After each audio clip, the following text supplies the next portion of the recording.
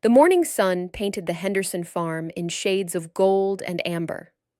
Caroline Walsh stood at the fence, watching the dairy cows make their way toward the barn. At 67 years old, her movements were still graceful, though her shoulders carried a slight stoop that spoke of years spent bent over work. Her silver hair, pulled back in a practical braid, caught the light like threads of steel. "Morning, Caroline," called Tom Henderson from the barn door. The farm owner was a large man with kind eyes and perpetually dirt-stained hands. "Those chickens giving you any trouble?" Caroline smiled, the expression soft and genuine. "Not a bit, Tom. 23 eggs this morning. The Rhode Island Reds are particularly productive." "You've got away with them," Tom said, shaking his head in admiration. "I swear those birds like you better than me, and I've had them since they were chicks." Caroline ducked her head, uncomfortable with the praise. "They just need consistency and calm," she said quietly. "Animals respond to peace." She had been working at Henderson Farm for 15 years now. It was simple work, feeding the chickens, collecting eggs, mucking out stalls, maintaining the equipment. The kind of work that required strong arms and a stronger back, but nothing else. No life or death decisions, no pressure, no risk of catastrophic failure. That was exactly what Caroline needed. Riverbend, Missouri was the kind of town where everyone knew everyone, where the local diner served as the unofficial town hall, and where the biggest excitement was usually the annual Harvest Festival. Population: 2,847, though that number fluctuated depending on whether you counted the Jameson twins who were away at college most of the year. Caroline had arrived in Riverbend in the spring of 2009, driving a battered pickup truck with everything she owned packed in the back. She'd rented a small cottage on Elm Street, paid 6 months in advance with cash, and asked Tom Henderson if he needed help at his farm. She'd been there ever since. The townspeople had welcomed her with the cautious friendliness that small communities showed newcomers. They'd asked the usual questions. Where was she from? Did she have family? What had brought her to Riverbend? Caroline had answered with carefully constructed half-truths. She was from the East, her family had passed, she'd wanted a quieter life. The people of Riverbend had accepted these answers, and over time had simply accepted Caroline herself. Now, 15 years later, she was as much a part of Riverbend as the old courthouse or the bridge over Willow Creek. She was the woman who brought homemade jam to the church bake sale, who helped Martha Peterson with her garden, who never missed the Tuesday evening book club at the library. She was quiet, reliable, kind, exactly the sort of person you'd want as a neighbor. What they didn't know, what nobody in Riverbend knew, was who Carolyn Walsh had been before she arrived in their small town.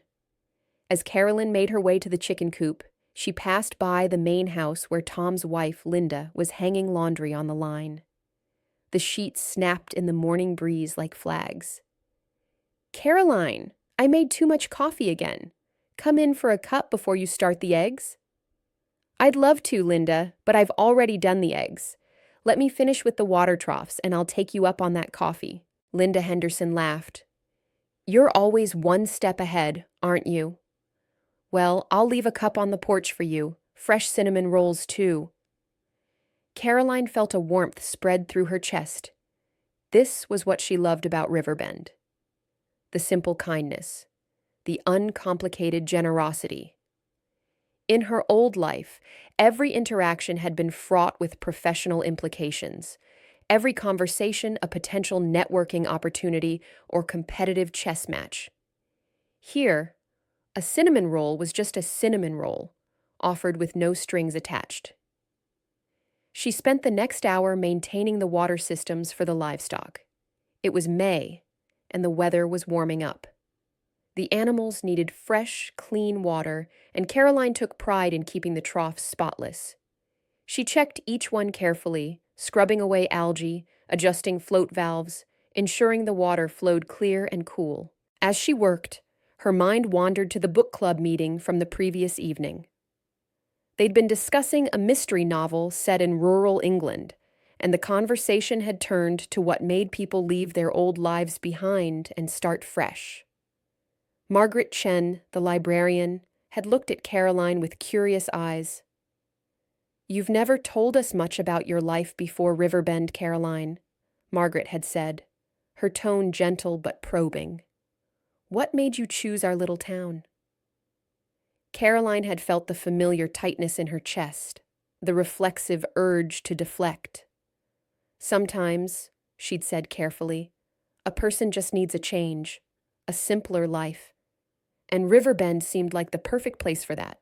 It wasn't a lie, exactly, just not the whole truth. The whole truth was something Caroline carried alone, a weight she'd learned to distribute across her shoulders so it didn't crush her completely.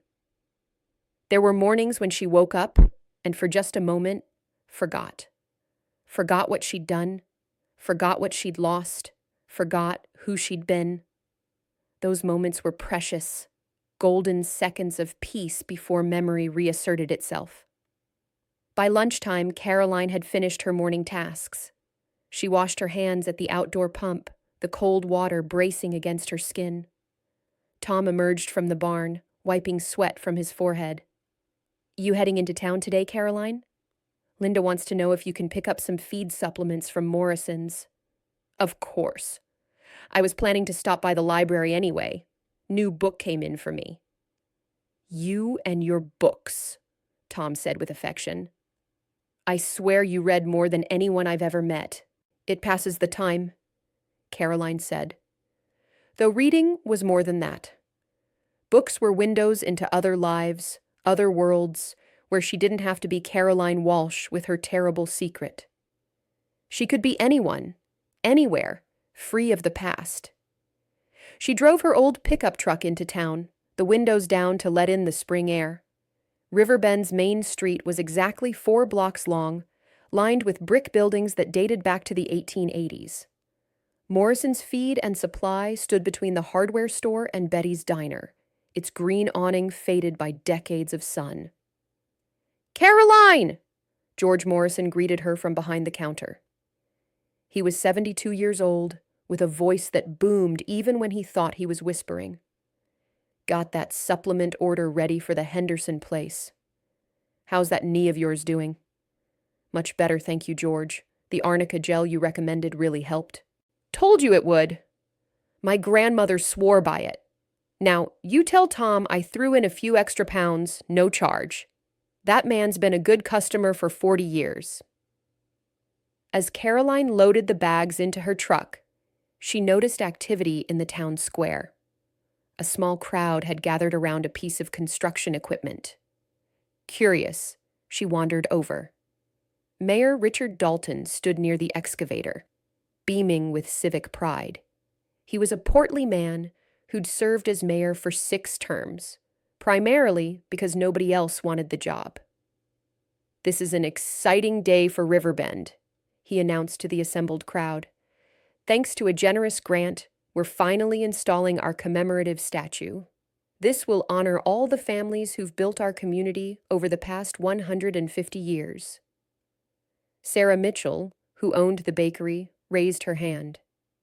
"What kind of statue, Mayor?" "A bronze sculpture of a family, a farmer, his wife, and their children, representing the agricultural heritage that built this town. It's being created by a renowned artist from Kansas City. Should be ready for installation in about 6 weeks." The crowd murmured approval. Caroline watched as the excavator began digging the foundation. The operator was careful, stopping frequently to check his measurements. The mayor continued talking about the statue's symbolism and the dedication ceremony they'd hold once it was complete. Caroline felt uneasy watching the excavator bite into the earth, though she couldn't say why. Something about disturbing ground that had been settled for so long. She shook off the feeling and headed to the library. Margaret Chen looked up from her desk as Caroline entered. The library was her kingdom. 3 rooms filled with books, comfortable chairs, and the smell of old paper and floor polish. Caroline, your book came in yesterday. Let me grab it. Margaret disappeared into the back room and returned with a hardcover volume. The History of Veterinary Medicine in America, she read from the spine, her eyebrows raised. Interesting choice. I didn't know you were interested in veterinary medicine. Caroline felt her heart skip. Careful. Oh, you know me. I find all sorts of topics interesting. Working with animals at the farm made me curious about their care. Well, you picked a comprehensive one. This is practically a textbook. Margaret scanned the book and handed it to Caroline. You know, with your way with animals, you'd have made a wonderful veterinarian. Caroline managed a smile. Maybe in another life. If only Margaret knew how accurate that statement was. That evening, Caroline sat in her cottage reading the book. It was dangerous, this flirtation with her past. But she couldn't help herself. Part of her missed it. The intellectual challenge, the satisfaction of diagnosis, the joy of healing.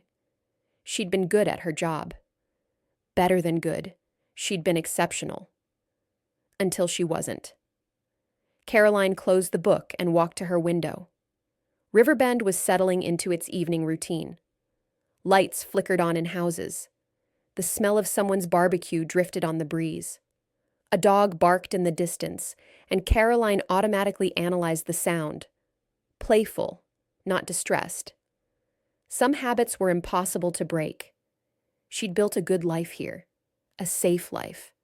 A life where the stakes were low and the consequences of any mistake were minimal. If she collected 22 eggs instead of 23, nobody died.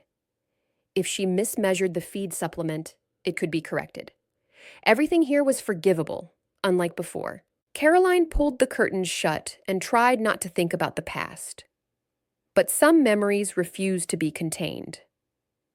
Caroline had been born Caroline Ann Walsh in Philadelphia, Pennsylvania, in 1957.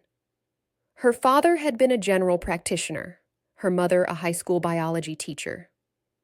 From her earliest memories, Caroline had been surrounded by medicine and science. She'd been 12 when she'd found the injured sparrow in their backyard. The tiny bird had a broken wing, and young Caroline had carefully fashioned a splint from popsicle sticks and gauze, following principles she'd gleaned from her father's medical books. She'd kept the bird in a shoebox, feeding it with an eyedropper until it was strong enough to fly again. "You've got healing hands," her father had said, watching the sparrow flutter away. "You could be a doctor, like me." But Caroline had looked at that bird taking flight, and she'd known her calling wasn't with people. It was with the creatures who couldn't speak for themselves, who depended entirely on someone noticing their suffering and knowing how to help. She'd gone to Cornell University for her undergraduate degree, then to the University of Pennsylvania School of Veterinary Medicine. She'd graduated in 1982 at the top of her class, already focused on exotic animal medicine. While her classmates went into small animal practice or agriculture, Caroline was drawn to the unusual, the complex, the challenging cases that required both extensive knowledge and creative problem-solving. Her first position had been at the Philadelphia Zoo, working under Dr. Marcus Webb, a legendary figure in exotic animal veterinary medicine. It had been like an extended residency, learning to treat everything from poisonous snakes to rare primates, from tropical birds to big cats. "You have to think like a detective," Dr. Webb had told her during her first week. "These animals can't tell you what hurts. You have to read the signs, understand the behavior, know the species so well that you can spot the smallest deviation from normal." Caroline had absorbed everything. She'd spent her days treating animals and her nights reading every journal article, every case study, every research paper she could find. By 1985, at 28 years old, she'd published her first paper on respiratory diseases in primates. By 1990, she'd co-authored a textbook on exotic animal internal medicine. Her reputation grew. Zoos from across the country consulted with her on difficult cases. She'd spent a year in San Diego, helping establish new protocols for marine mammal care. She'd worked 3 months in Tampa, developing a breeding program for endangered Florida panthers. She'd lectured at veterinary schools, trained residents, served on boards of directors for conservation organizations. In 1995, she'd been recruited by the Bronx Zoo in New York to head their veterinary department. It had been the pinnacle of her field, one of the most prestigious positions in exotic animal medicine. She'd moved to New York with excitement and determination. The job had been everything she'd hoped for and more. She'd had a team of talented veterinarians, access to incredible resources, and the opportunity to work with some of the rarest animals in the world. She'd loved the intellectual challenge, the constant learning, the satisfaction of solving complex medical puzzles. But the job had also been demanding in ways she hadn't fully anticipated. There were administrative responsibilities, politics between departments, pressure from donors and board members, public relations concerns. Every decision she made was scrutinized. Every treatment plan was questioned.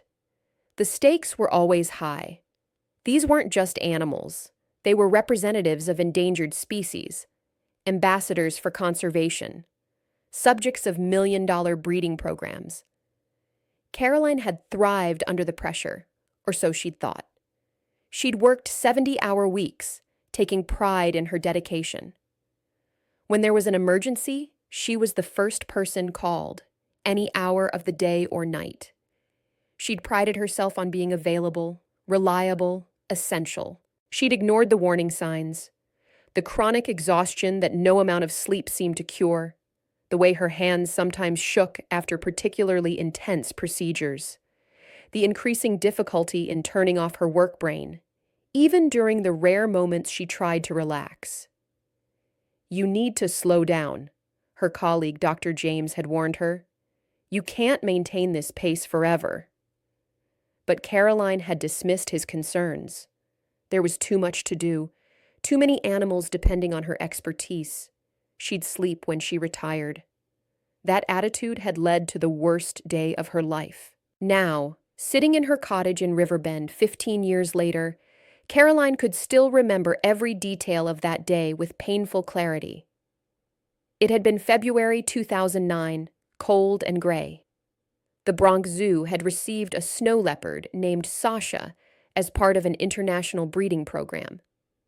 She was 3 years old, absolutely gorgeous, and worth hundreds of thousands of dollars. Not in monetary terms, but in terms of genetic diversity for her critically endangered species.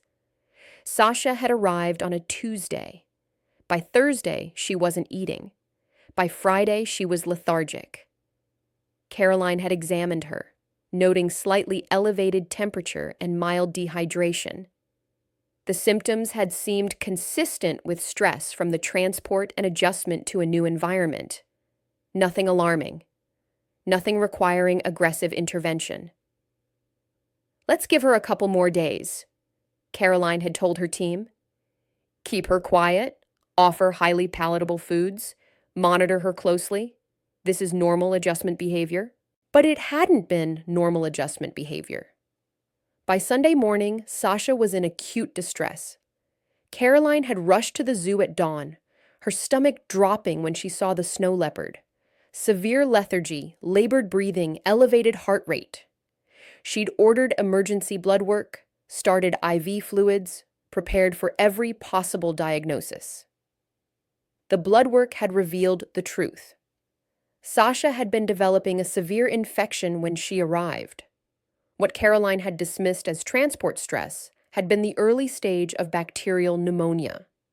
By the time Caroline recognized the real problem, the infection had advanced too far.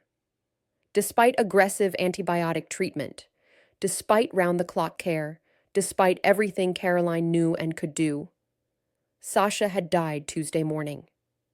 The necropsy had confirmed Caroline's worst fears.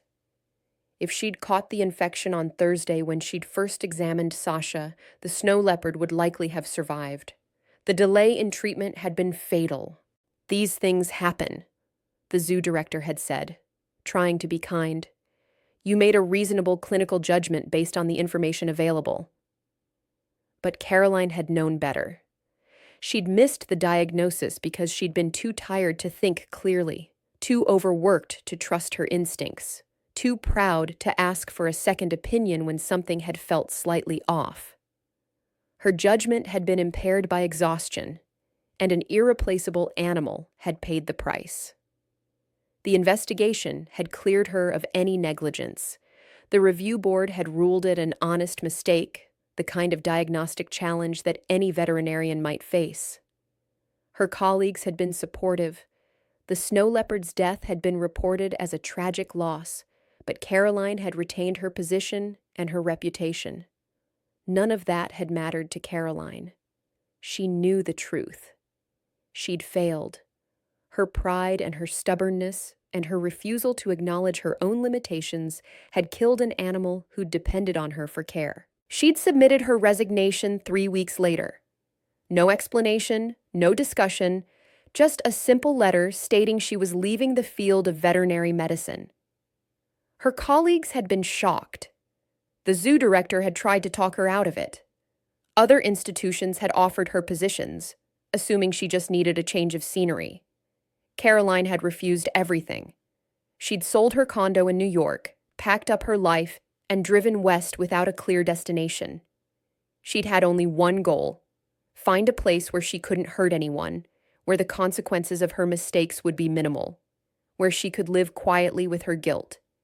She'd found that place in Riverbend, Missouri. The excavation in the town square continued for 3 days. Caroline tried not to watch, but her cottage was only 2 blocks away, and the sound of the machinery was hard to ignore. Each evening, when she drove past on her way home from the farm, she saw the hole growing deeper, wider. They'd hit bedrock and had to bring in special equipment to break through it. On the 4th day, Caroline noticed something odd at the Henderson farm. She'd arrived at her usual time, 6 in the morning, and had gone straight to the chicken coop to collect eggs. But something was wrong. The chickens were agitated, clucking nervously and clustering in the corners of the coop. Instead of the usual 23 or 24 eggs, she found only 17. Caroline frowned. She checked the nesting boxes carefully, looking for any eggs she might have missed. Nothing. She examined the chickens themselves, looking for signs of illness or injury. They all appeared physically fine, just unsettled. "That's strange," she muttered. By the time Tom arrived, Caroline had finished her initial rounds. "Tom, the chickens are off this morning. Lower egg production, and they're nervous about something." Tom scratched his head. "Could be a predator got near the coop last night. Maybe spooked them." "Maybe," Caroline said, though she'd checked the perimeter carefully and hadn't found any signs of predator activity. No tracks, no scat, no disturbed fencing. She spent extra time with the chickens that morning, moving slowly and speaking softly, trying to calm them. Gradually, they settled down, though they remained more alert than usual. Caroline made a mental note to check on them carefully over the next few days. 2 days later, the dairy cows showed similar behavior. Their milk production dropped noticeably. The cows that usually produced 50 pounds of milk each were down to 35 pounds. Linda Henderson noticed it first. "Something's wrong with the girls," she told Caroline over coffee. "I've been milking these cows for 20 years. This kind of drop doesn't happen without a reason." Caroline went with Linda to the milking barn. She watched the cows carefully as Linda worked. They were restless, shifting their weight, flicking their tails more than normal. Their eyes had a slightly glazed quality that Caroline didn't like. "Have you changed their feed recently?" Caroline asked. "Not a thing. Same supplier, same mix we've been using for 5 years." "What about the water?" Linda paused. Now that you mention it, I did notice the troughs needed cleaning more often this week. More algae than usual.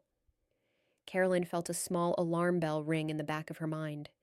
Changes in water quality could affect livestock behavior and milk production. But the Henderson farm had a good well system. The water had always been clean and clear. "Let me check the water system," Caroline said. She spent the afternoon examining every part of the farm's water infrastructure. The well seemed fine, the pump was working correctly, the pipes were intact. But when she collected a sample of water from the livestock trough and examined it in a glass jar, she noticed a very faint cloudiness that shouldn't be there. Caroline held the jar up to the sunlight. The cloudiness was subtle. Most people wouldn't have noticed it at all. But Caroline had spent years examining fluid samples for subtle signs of contamination or disease. This water wasn't right. "Tom, when did you last have the well water tested?" she asked that evening. "Oh, must be 3 years ago? Maybe 4? It's always been fine. Why?" "I think we should get it tested again. Something's off with the livestock, and I'm wondering if it's related to the water." Tom looked concerned, but nodded.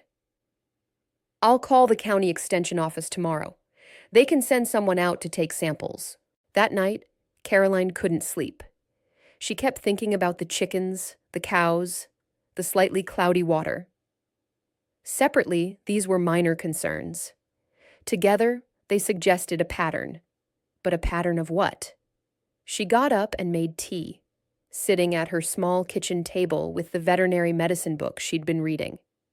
She flipped through chapters on environmental toxins, waterborne pathogens, agricultural contaminants.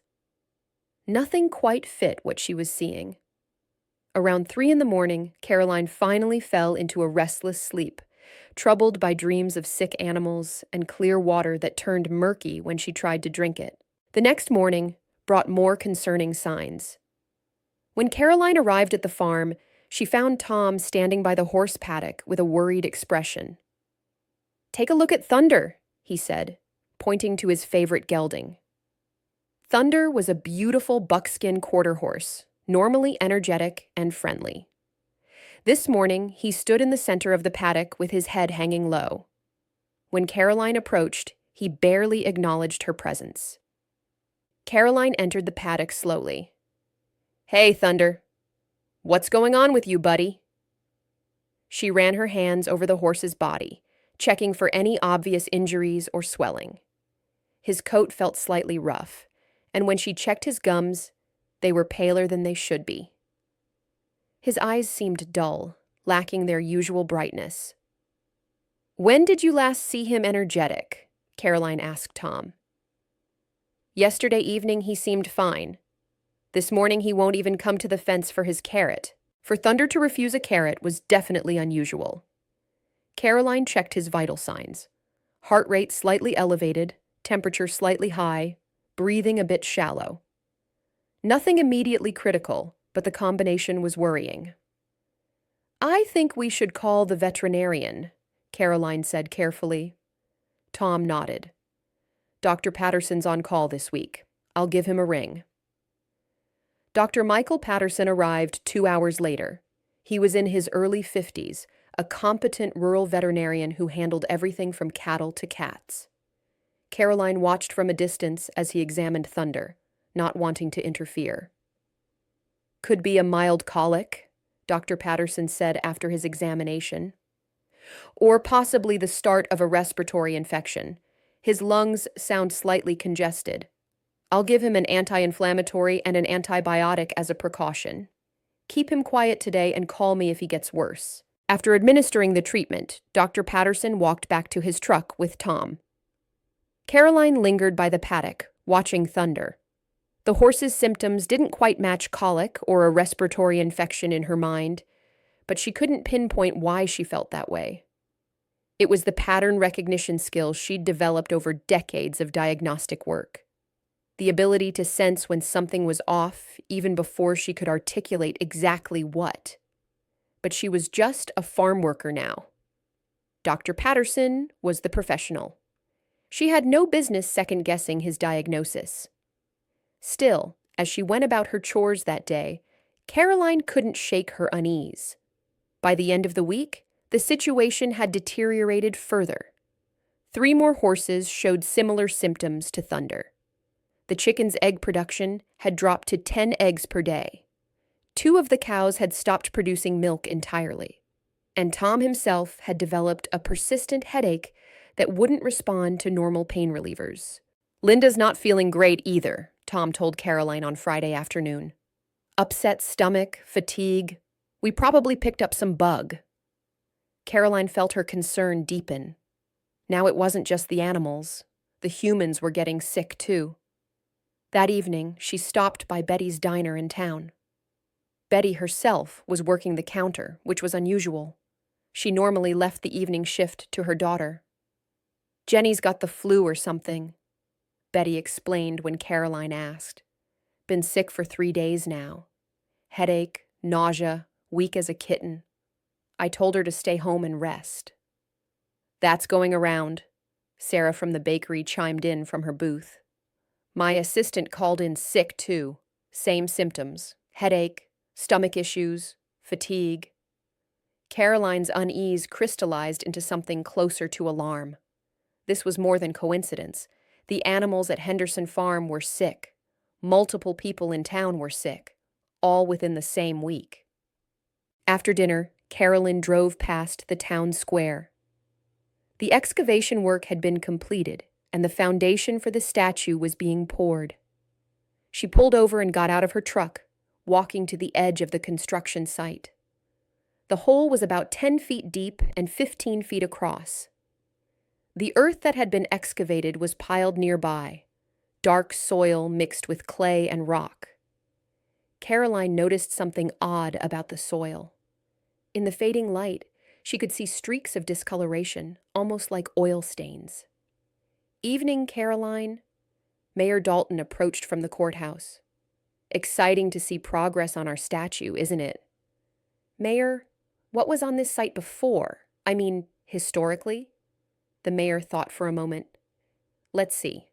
This square has been public land since the town was founded in 1872. Before that, I believe there were some businesses."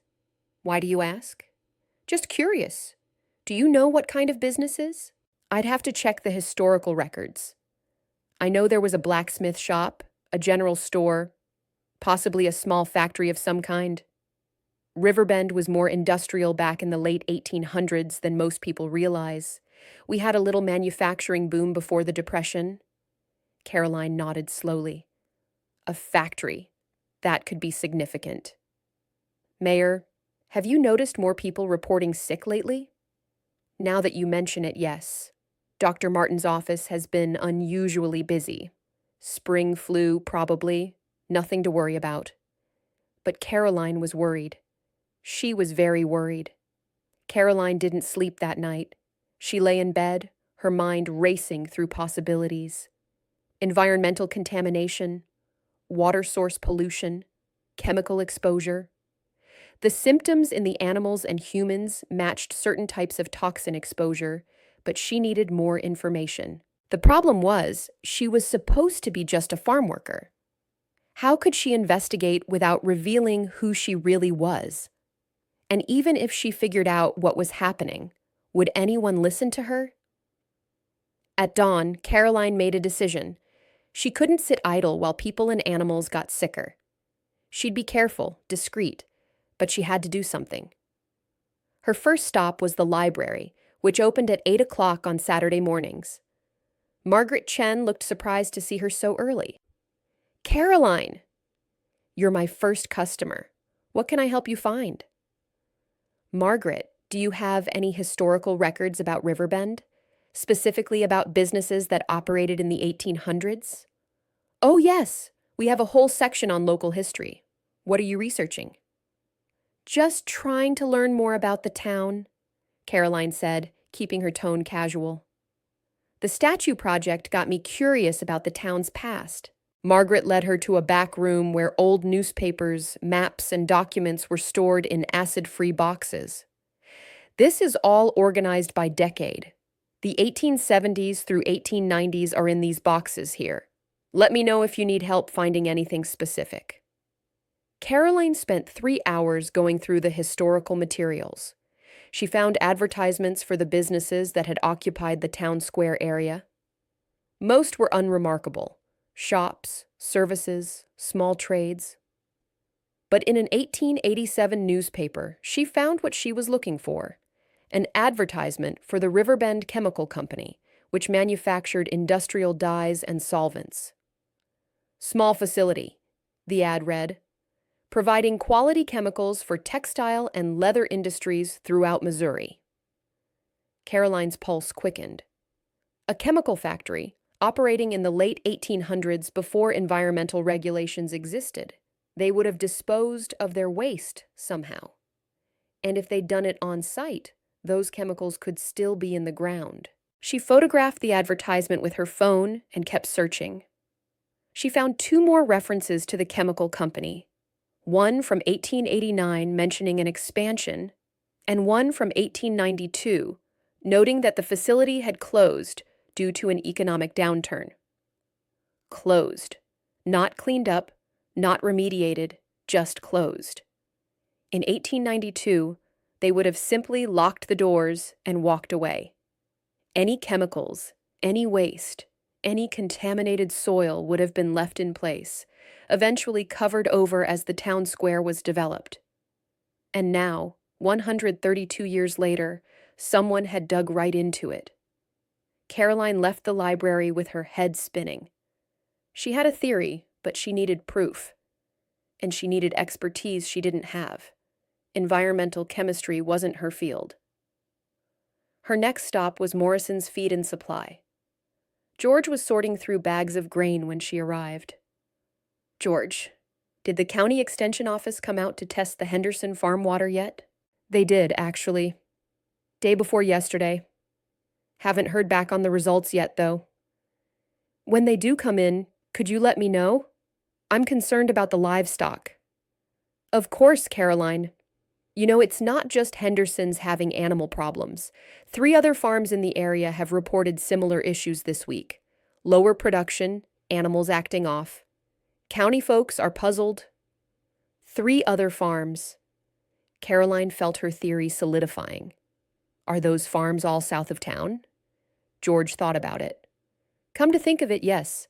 Henderson's, The Right Place, Saddleback Ranch, and Miller's Dairy Farm, all south of Riverbend proper. Caroline pulled out her phone and opened a map application. She marked the location of each farm George had mentioned. Then she marked the town square excavation site. The farms formed a rough line extending south from the town center. If contamination was leaching from the excavation site, it would follow groundwater flow. And groundwater in this region would naturally flow south toward Willow Creek. The affected farms were all downstream from the excavation site in hydrological terms. George, is there a well driller or water system company in the area? Someone who understands local groundwater? Sure, J&J Well Services over in Millerville. Why? I'd like to talk to them about water tables and flow patterns, just trying to understand the local geography better. George gave her a curious look, but didn't press further. Caroline thanked him and headed back to her truck. She needed to be careful. Her questions were starting to sound less like casual curiosity and more like professional investigation. But she also needed information, and she needed it quickly. At home, Caroline spread out everything she'd learned on her kitchen table. Historical evidence of chemical manufacturing, current evidence of illness in animals and humans, geographical patterns suggesting groundwater contamination. It all fit, but she had no way to prove it. That evening, she received a phone call from Linda Henderson. Caroline, I wanted to let you know we're taking Tom to the hospital in Springfield.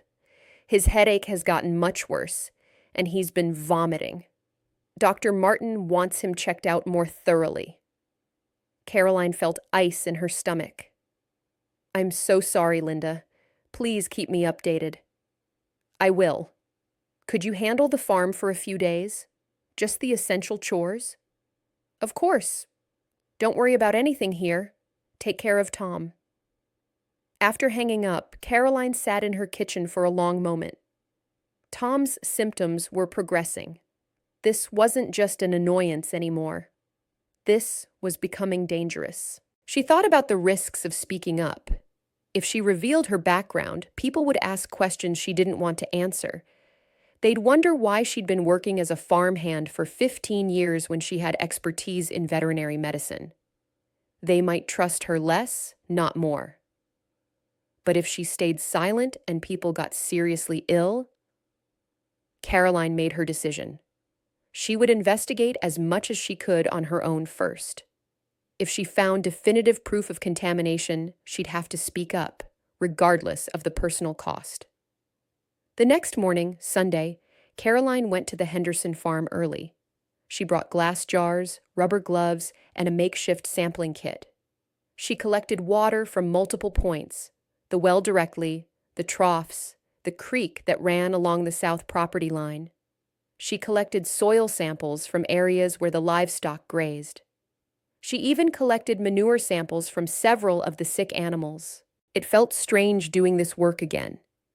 The methodical collection, the careful labeling, the attention to sterile technique. Part of her came alive doing it. This was what she'd been trained for, what she'd been good at. Another part of her felt guilty, like she was pretending to be something she no longer had the right to be. With her samples collected, Caroline faced a new problem. She had no access to a laboratory. She couldn't analyze these samples herself. She needed help from someone with the right equipment and expertise. She sat in her truck, thinking. Then she pulled out her phone and searched for environmental testing laboratories in Missouri. There were several, but most were commercial operations that would ask questions about who was ordering the tests and why. Then she remembered something. Dr. James, her old colleague from the Bronx Zoo, had retired to the Midwest. Where had he gone? She'd gotten a holiday card from him a few years ago. Caroline went home and dug through her file of correspondence. There, near the back, was a card from 2021. Dr. James and his wife had moved to Columbia, Missouri. He was doing consulting work with the University of Missouri Veterinary School. Columbia was only 90 miles away.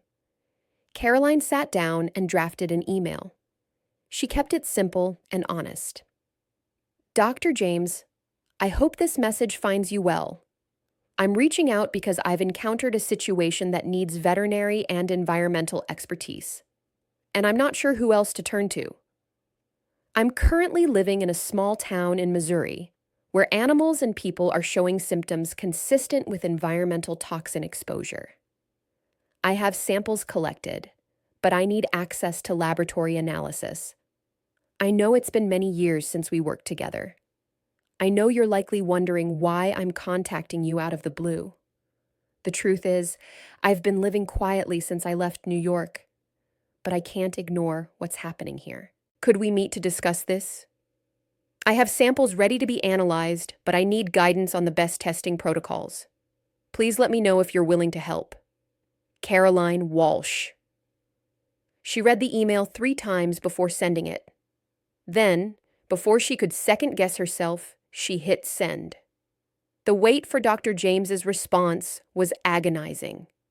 Caroline checked her email every hour, knowing it was Sunday and he might not respond until Monday, or might not respond at all.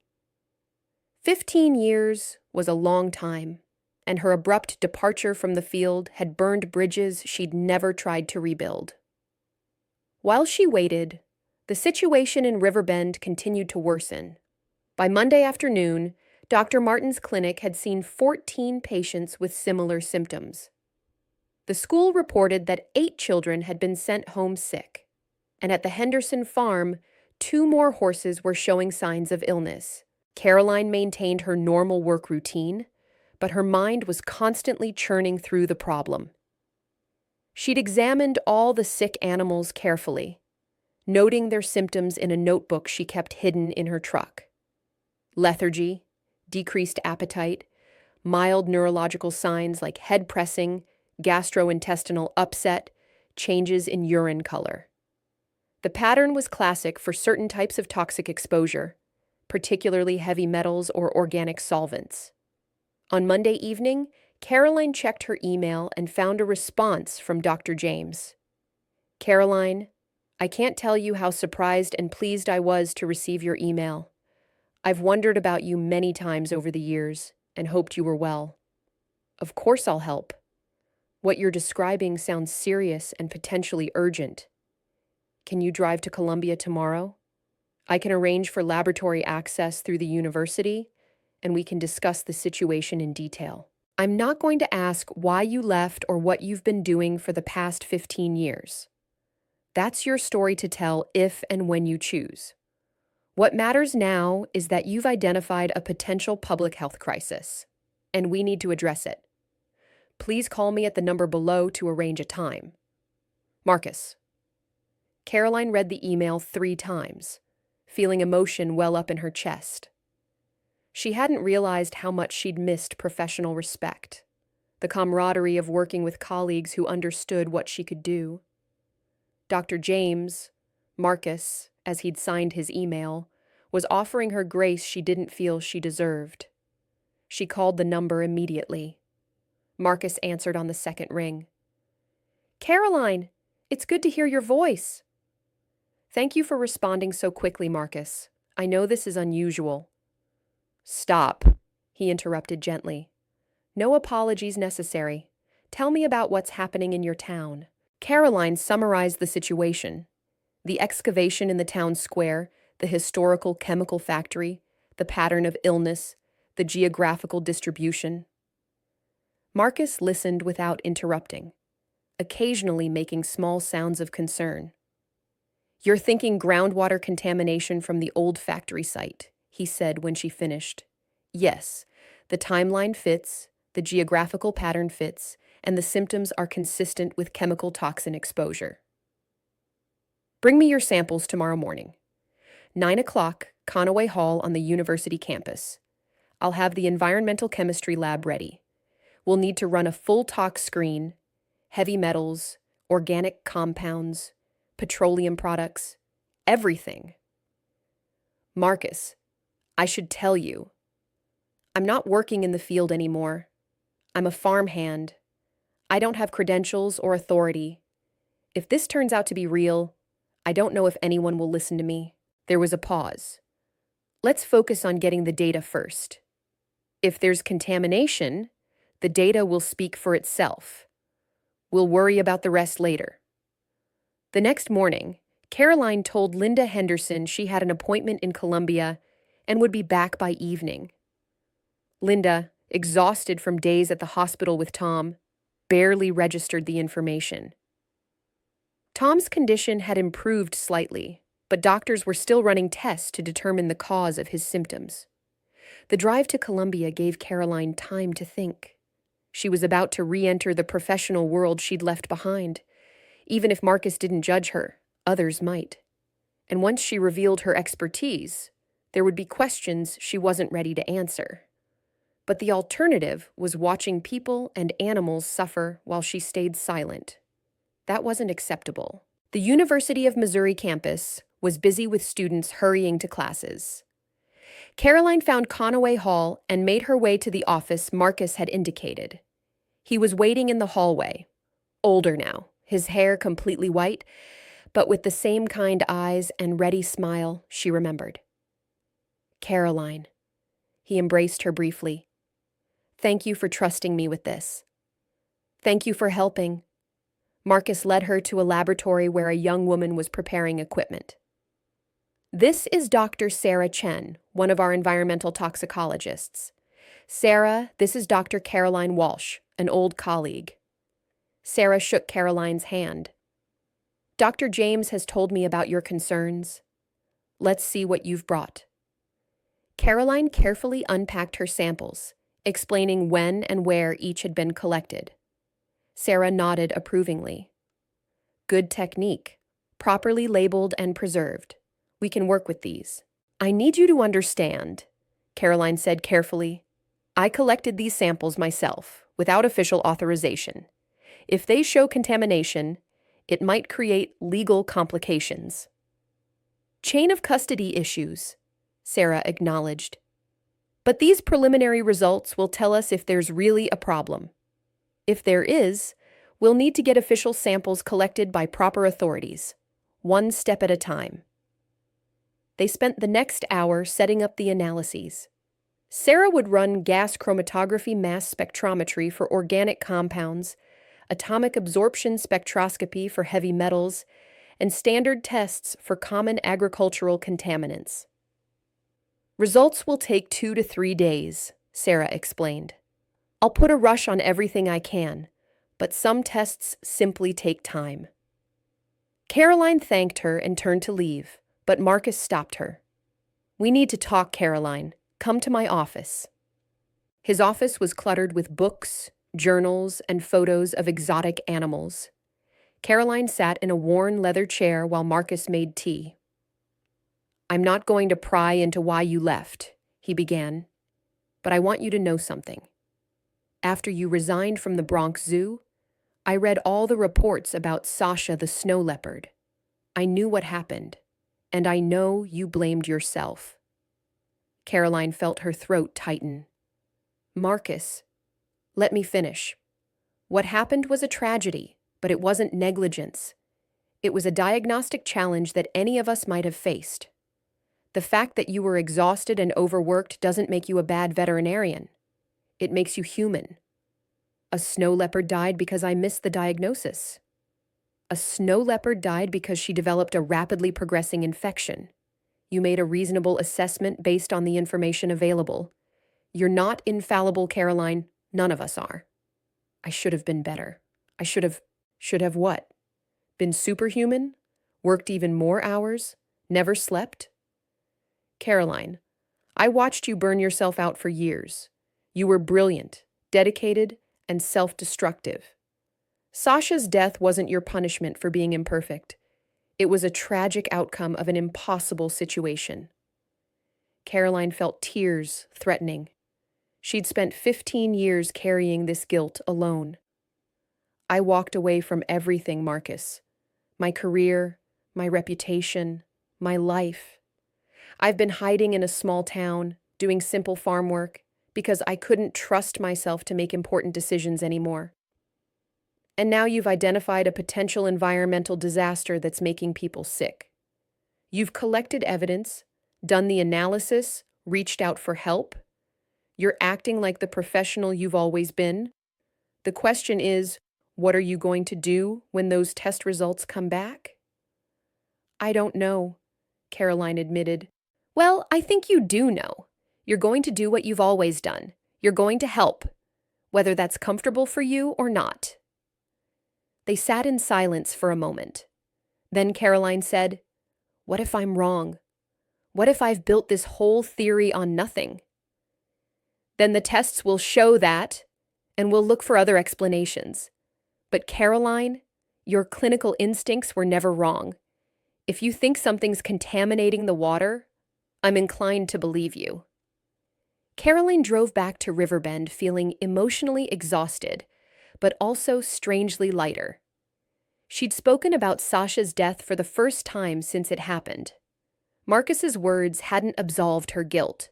That would take more than one conversation. But they'd cracked something open that had been sealed tight for 15 years. Back in Riverbend, she stopped by the hospital to check on Tom. He was sitting up in bed, looking weak but more alert than he had been. Caroline! Linda said you'd gone to Columbia? Just an errand. How are you feeling? Better today. They're running every test imaginable. So far, everything's coming back mostly normal, which is frustrating. I feel terrible, but there's no obvious cause. I'm sure they'll figure it out, Caroline said, though she suspected she already knew the cause. The strange thing is, Tom continued, the doctor mentioned several other patients from the area are here with similar symptoms, all from south of town. It's like a cluster of some mystery illness. That is strange, Caroline agreed, keeping her voice neutral. She left the hospital more convinced than ever that her theory was correct. But until she had proof, she couldn't act on it. The next 2 days were the longest of Caroline's life. She went through her normal routines at the farm, but her mind was in Columbia, waiting for test results. More people in Riverbend reported sick. The mayor held an emergency town meeting to discuss the health concerns, but with no clear cause identified, there wasn't much to be done. On Thursday afternoon, Caroline's phone rang. It was Sarah Chen. "Dr. Walsh, we have your results. You need to see these." Caroline's hands trembled as she wrote down the numbers Sarah rattled off. Trichloroethylene levels 200 times the safe limit. Lead concentrations 40 times above EPA standards. Benzene, toluene, chromium, arsenic. A toxic cocktail of industrial chemicals, all present at dangerous levels. The water samples from the creek showed the highest levels, Sarah explained. The well water showed lower, but still concerning contamination. "This is serious environmental contamination, Dr. Walsh, potentially from decades of chemical waste accumulation in soil." "How confident are you in these results?" "Very confident. I ran everything twice. These aren't borderline readings. These are dramatically elevated levels of multiple contaminants. Whatever is in that ground is actively leaching into the groundwater system." After the call ended, Caroline sat in her truck outside the Henderson farm, her mind racing. She had proof. The contamination was real. She had to tell someone. But who? And how? Caroline spent Thursday evening composing emails. The first was to Dr. Martin, the local physician. The second was to Mayor Dalton. The third was to the county health department. In each email, she carefully explained what she'd discovered, attached the laboratory results, and outlined the public health risk. She signed each email simply, Caroline Walsh, concerned resident. By Friday morning, her phone was ringing constantly. Dr. Martin called first. "Ms. Walsh, I received your email. I need to understand. How did you come to collect these samples, and who performed the analysis?" Caroline had prepared for this question. "I work at Henderson Farm, and I noticed the animals were sick. I collected water samples and sent them to an environmental laboratory at the University of Missouri. The results showed severe contamination." "But you're not an environmental scientist. What made you suspect contamination specifically?" This was the tricky part. "I've always been interested in animal health. When I saw the pattern of symptoms, I researched possible causes, and toxin exposure seemed most likely. It wasn't exactly a lie, but it wasn't the whole truth either." Dr. Martin seemed to accept it. "The results you sent are alarming, if they're accurate. I'm going to forward this to the state health department immediately. They'll want to collect official samples to verify." Mayor Dalton's call came 30 minutes later, and he was far less pleased. "Ms. Walsh, your email has caused quite a stir. The town council is meeting this afternoon, and we need you to present your findings. Can you be at the courthouse at 2 o'clock? "Mayor, I'm not an expert. I just collected some samples." "You've made serious allegations about public health threats. The council needs to hear directly from you." Caroline's stomach churned. This was exactly what she'd feared. But she couldn't back down now. At 2 o'clock, Caroline entered the Riverbend Courthouse Council chamber. It was packed. The mayor, all 5 council members, Dr. Martin, the fire chief, the police chief, and at least 30 concerned citizens filled the room. Mayor Dalton called the meeting to order. "We're here to discuss the potential environmental health threat brought to our attention by Caroline Walsh. Ms. Walsh, please explain what you've discovered." Caroline stood, feeling every eye in the room on her. She was wearing her usual farm clothes, jeans, a plain shirt, work boots. She looked exactly like what she was supposed to be, a simple farm worker. 2 weeks ago, she began, keeping her voice steady. I noticed unusual behavior in the livestock at Henderson Farm. Decreased production, behavioral changes, signs of illness. Around the same time, people in town started reporting similar symptoms.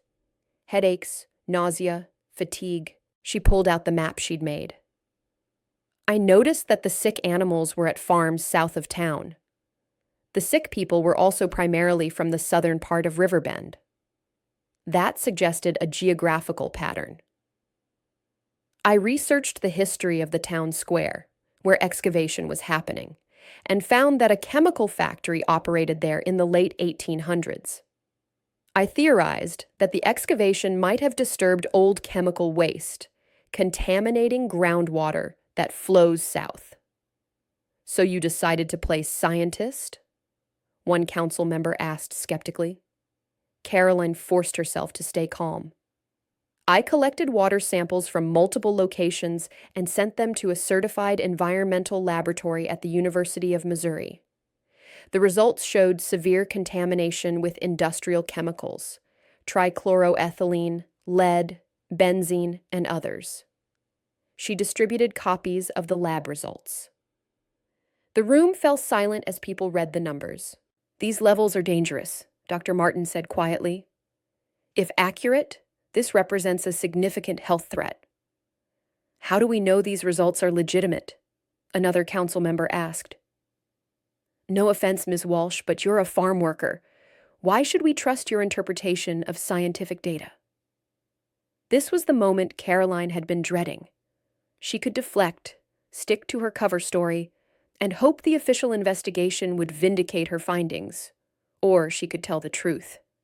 She thought about Tom Henderson in the hospital, about the sick children, about the animals suffering.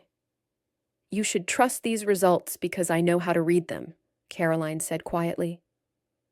Before I came to Riverbend, I was a veterinarian.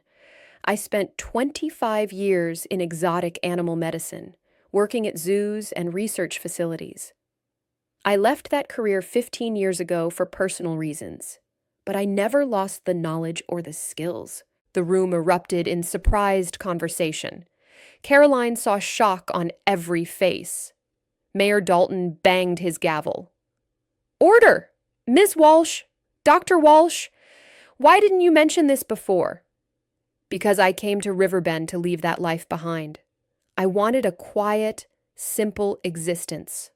I never intended to work in medicine again. Caroline felt exposed, vulnerable, but she continued.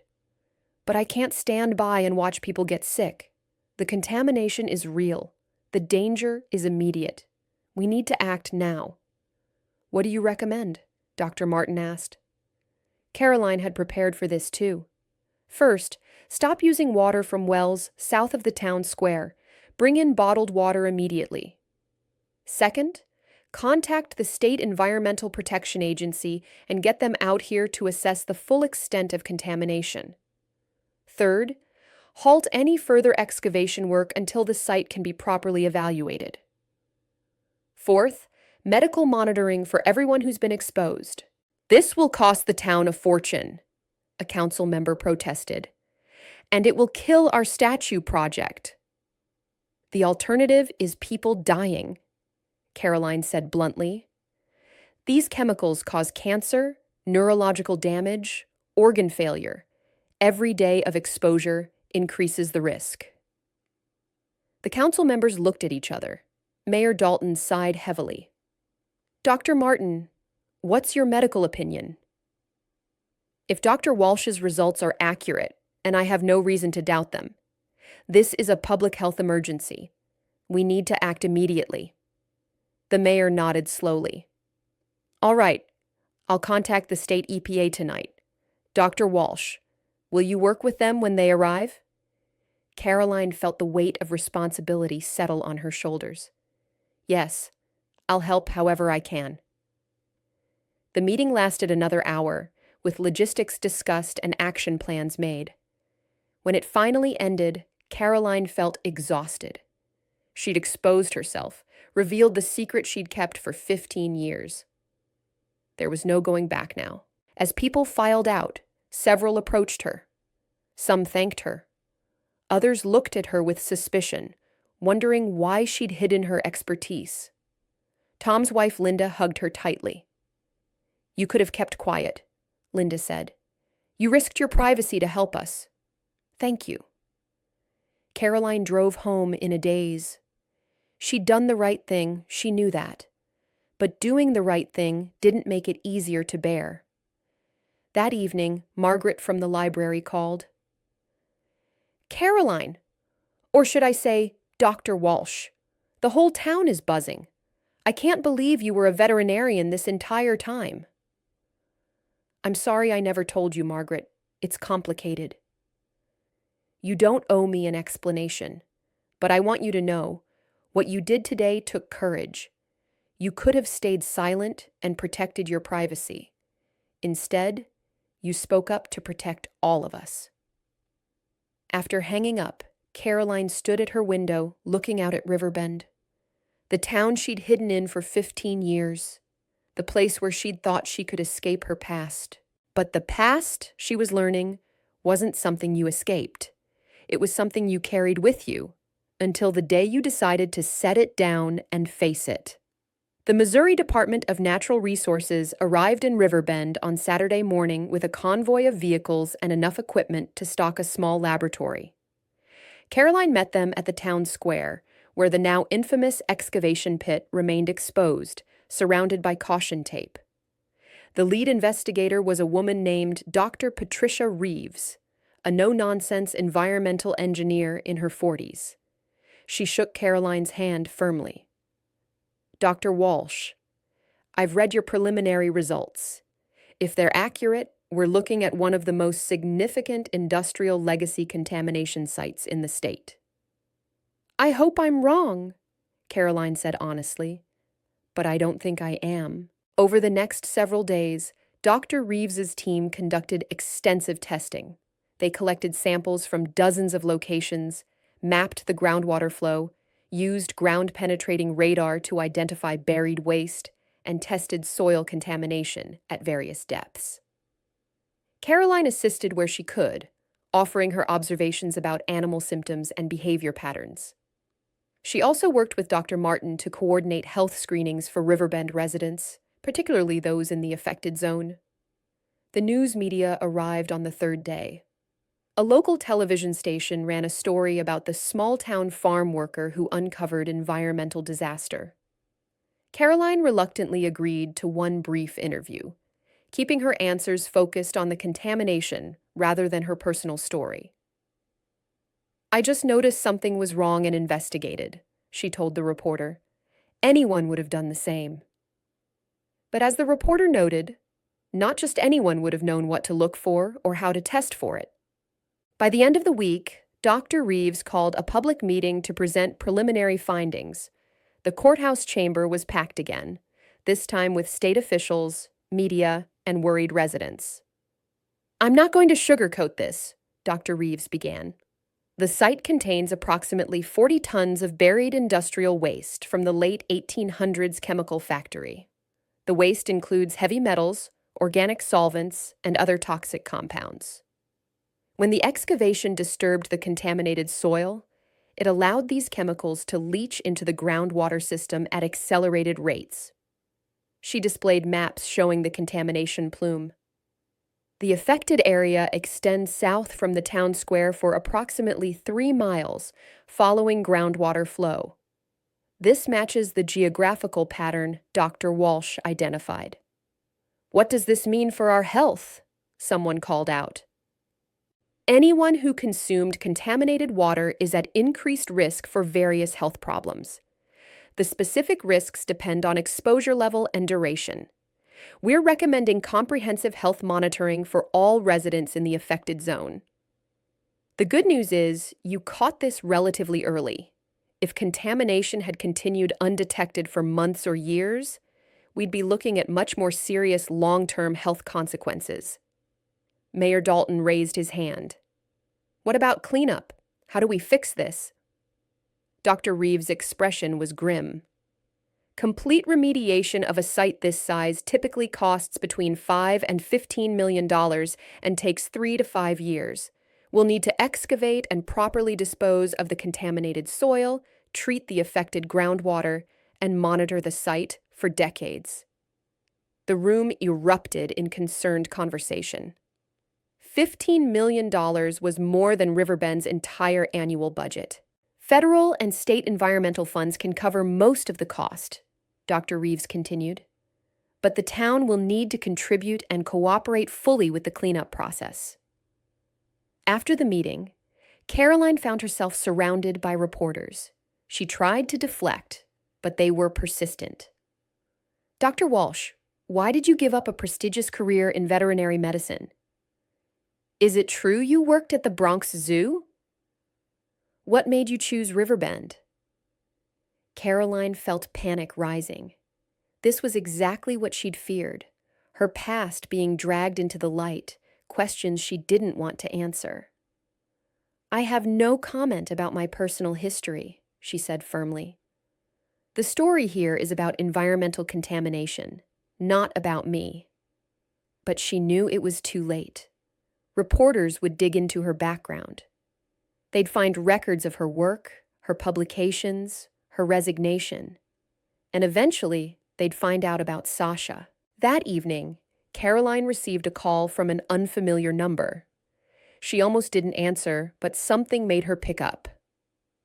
Dr. Walsh, this is Dr. Elizabeth Okoye from the Bronx Zoo. I hope you don't mind me tracking you down. Caroline's heart sank.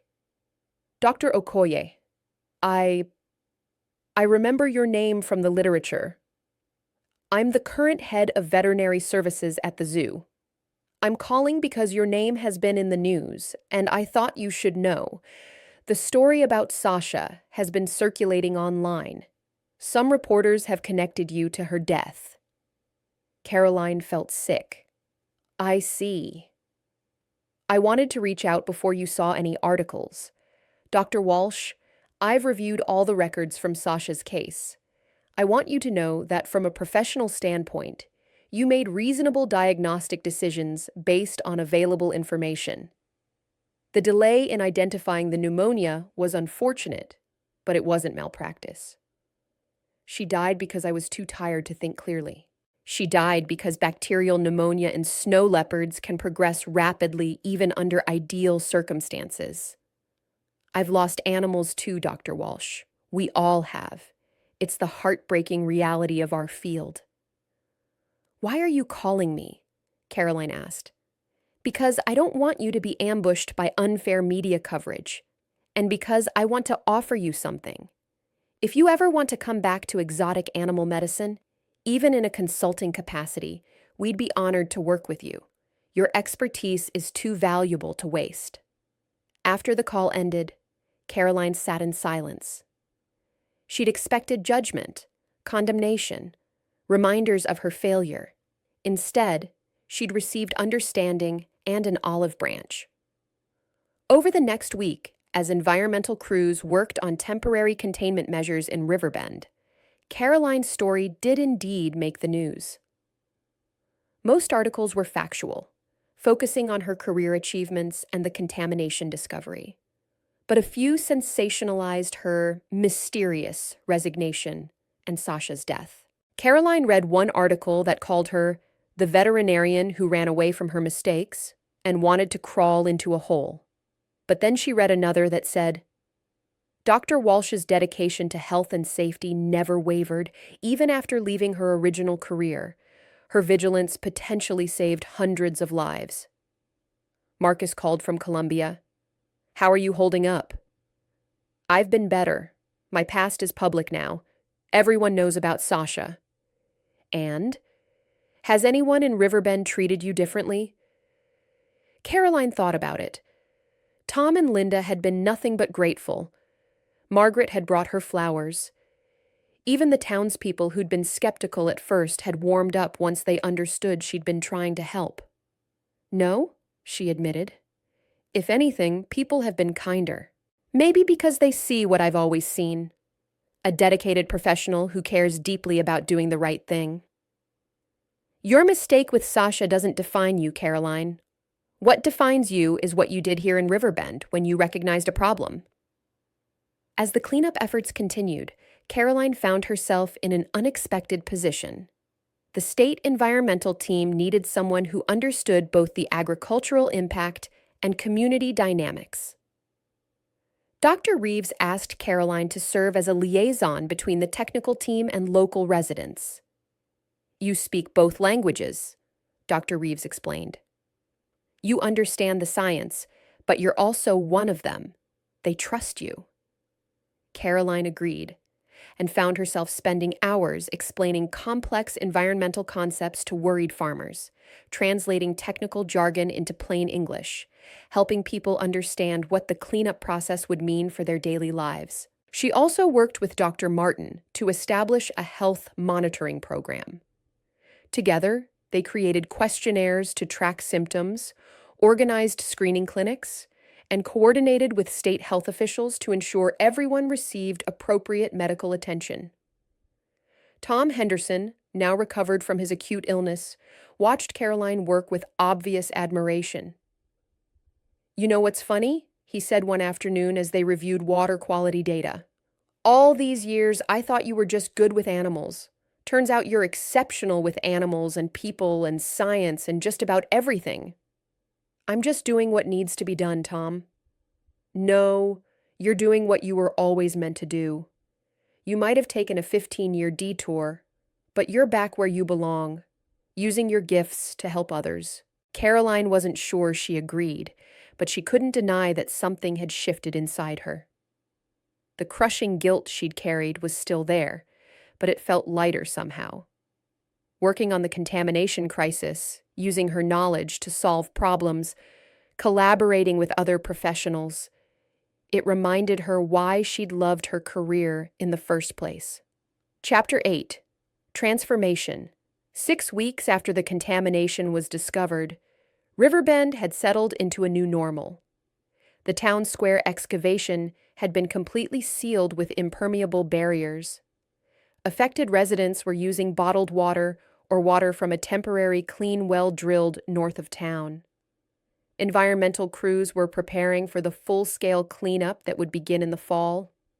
Most importantly, no new cases of illness had occurred, and people who'd been sick were recovering. The animals at Henderson Farm and other affected properties were healthy again.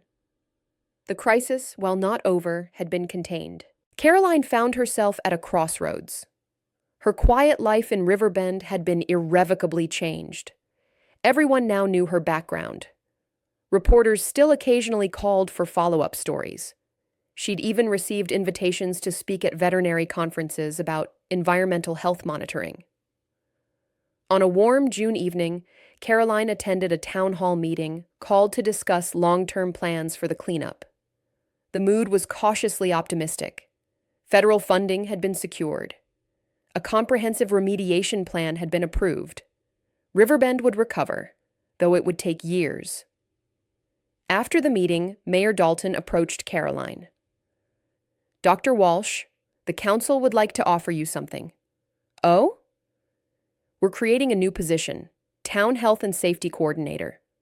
It would involve monitoring environmental quality, coordinating with state agencies, and serving as a technical advisor for agricultural and health issues.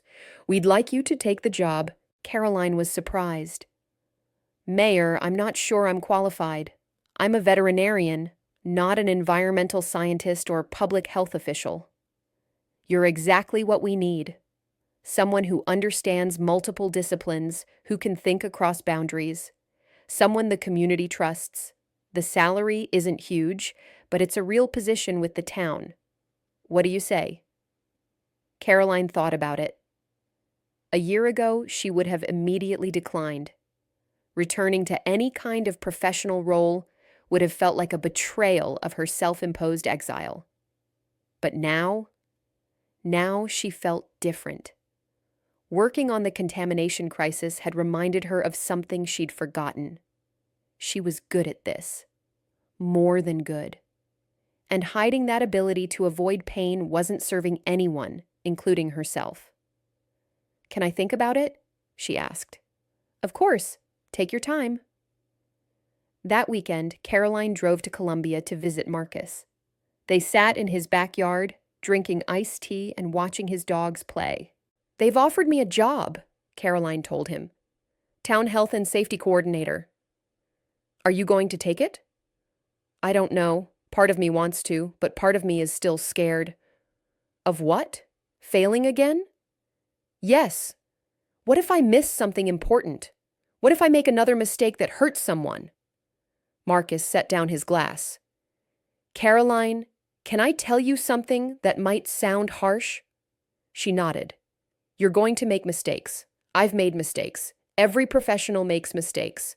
The question isn't whether you'll be perfect. You won't be. The question is whether you'll let the fear of imperfection prevent you from using your gifts. Sasha died 15 years ago. You've punished yourself enough, more than enough. At some point, you have to forgive yourself and move forward. How? Caroline asked, her voice breaking. How do I forgive myself for what happened? By accepting that you're human, by acknowledging that you did your best in a difficult situation, by recognizing that your mistake, as painful as it was, doesn't negate all the good you've done or could still do. They sat in silence for a while. Then Marcus said, Let me ask you something. During this crisis in Riverbend, did you ever feel like you were being Caroline Walsh again? Not the farm worker hiding from her past, but the professional who knows what she's doing? Caroline thought back to collecting samples, analyzing data, presenting findings, coordinating the response. Yes, she admitted. I felt like myself for the first time in 15 years. Then maybe that's who you're meant to be. On the drive back to Riverbend, Caroline made her decision. The following Monday, she walked into Mayor Dalton's office. I'll take the job, with one condition. What's that? I continue working part-time at Henderson Farm. Tom and Linda gave me a chance when I needed it. I want to honor that. The mayor smiled. I think that can be arranged. Caroline's new role began immediately. She set up an office in the town hall, established protocols for ongoing environmental monitoring, and created an agricultural health program for local farms. She consulted with Dr. Martin on public health initiatives and worked with schools to develop environmental education programs. She also started doing something she hadn't done in 15 years. She began writing professional papers again. She documented the Riverbend contamination case, analyzing the warning signs, the diagnostic process, and the community response. Her paper, Early Detection of Industrial Legacy Contamination Through Agricultural Sentinel Surveillance, was published in a peer-reviewed environmental health journal. Margaret, the librarian, framed a copy and hung it in the library. Riverbend's claim to fame, she said proudly. As summer turned to fall, Caroline found herself busier than she'd been in years. But it was a good kind of busy. She was using her mind, solving problems, making a difference. And she was doing it in a community that knew her story, all of it, and valued her anyway. One October afternoon, Caroline received an unexpected visitor. A young woman in her late 20s knocked on her office door. Dr. Walsh, I'm Jessica Torres. I'm a veterinary student at the University of Missouri, and I'm writing my thesis on environmental health monitoring. Dr. James suggested I talk to you. Caroline invited her in, and they spent 2 hours discussing Jessica's research. The young woman was bright, enthusiastic, and reminded Caroline of herself at that age. As Jessica was leaving, she turned back. Dr. Walsh, can I ask you something? Dr. James mentioned you left the field for a long time. What made you come back? Caroline considered the question. I didn't really come back, she said slowly. I think I just finally stopped running from who I've always been. That must have been scary. It was. But it turns out that facing your fears is less painful than hiding from them. Jessica nodded thoughtfully. Thank you. That's actually really helpful. After Jessica left, Caroline sat at her desk reflecting on how far she'd come. A year ago, she'd been content to collect eggs and muck out stalls, asking nothing more from life than to be left alone with her guilt. Now, she had purpose again. Not the same purpose as before. She wasn't working with exotic animals, wasn't chasing prestigious positions or professional accolades. But she was using her knowledge to protect her community, to prevent suffering, to solve problems that mattered. And somehow, in doing that, she'd found a kind of redemption. The first snow of winter fell on Riverbend in late November. Caroline stood at her office window, watching white flakes drift down onto Main Street. The town square looked peaceful, covered in snow, with no hint of the contamination that had been discovered beneath its surface. The environmental remediation was on schedule. Heavy equipment sat dormant, waiting for spring when major excavation work would begin. In the meantime, monitoring wells showed that containment measures were working. Contamination levels were stabilizing, not spreading. Tom Henderson knocked on her door, stamping snow from his boots. Got time for coffee? Linda sent me with fresh cookies. They walked to Betty's diner, where half the town seemed to have gathered to escape the cold.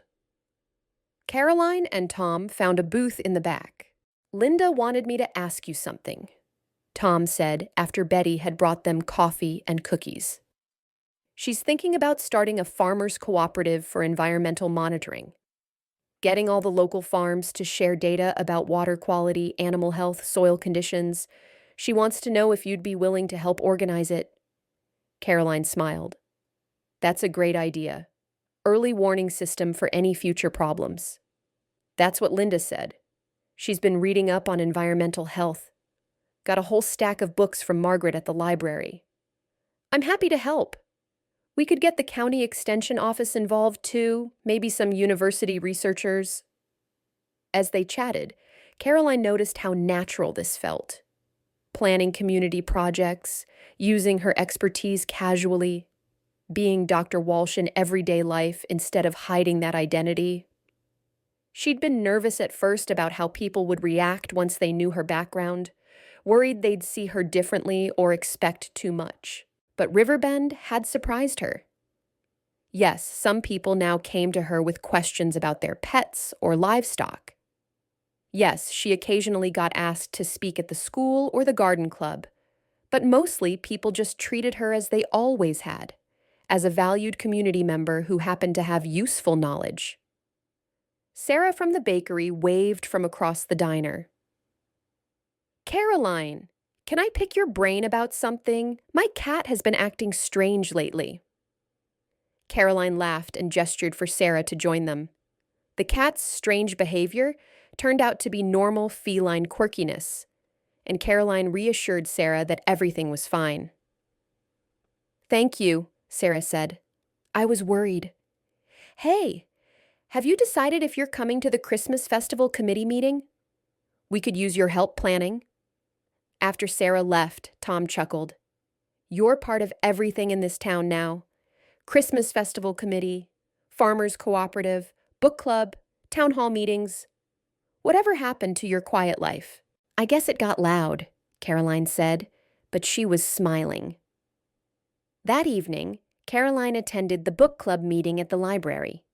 They were discussing a novel about second chances, which felt appropriate given Caroline's own journey. I love this book, Margaret said during the discussion, because it shows that you can't really run from your past, but you can learn to integrate it into your future in healthier ways. Several people glanced at Caroline, and she felt her cheeks warm. But then Linda spoke up.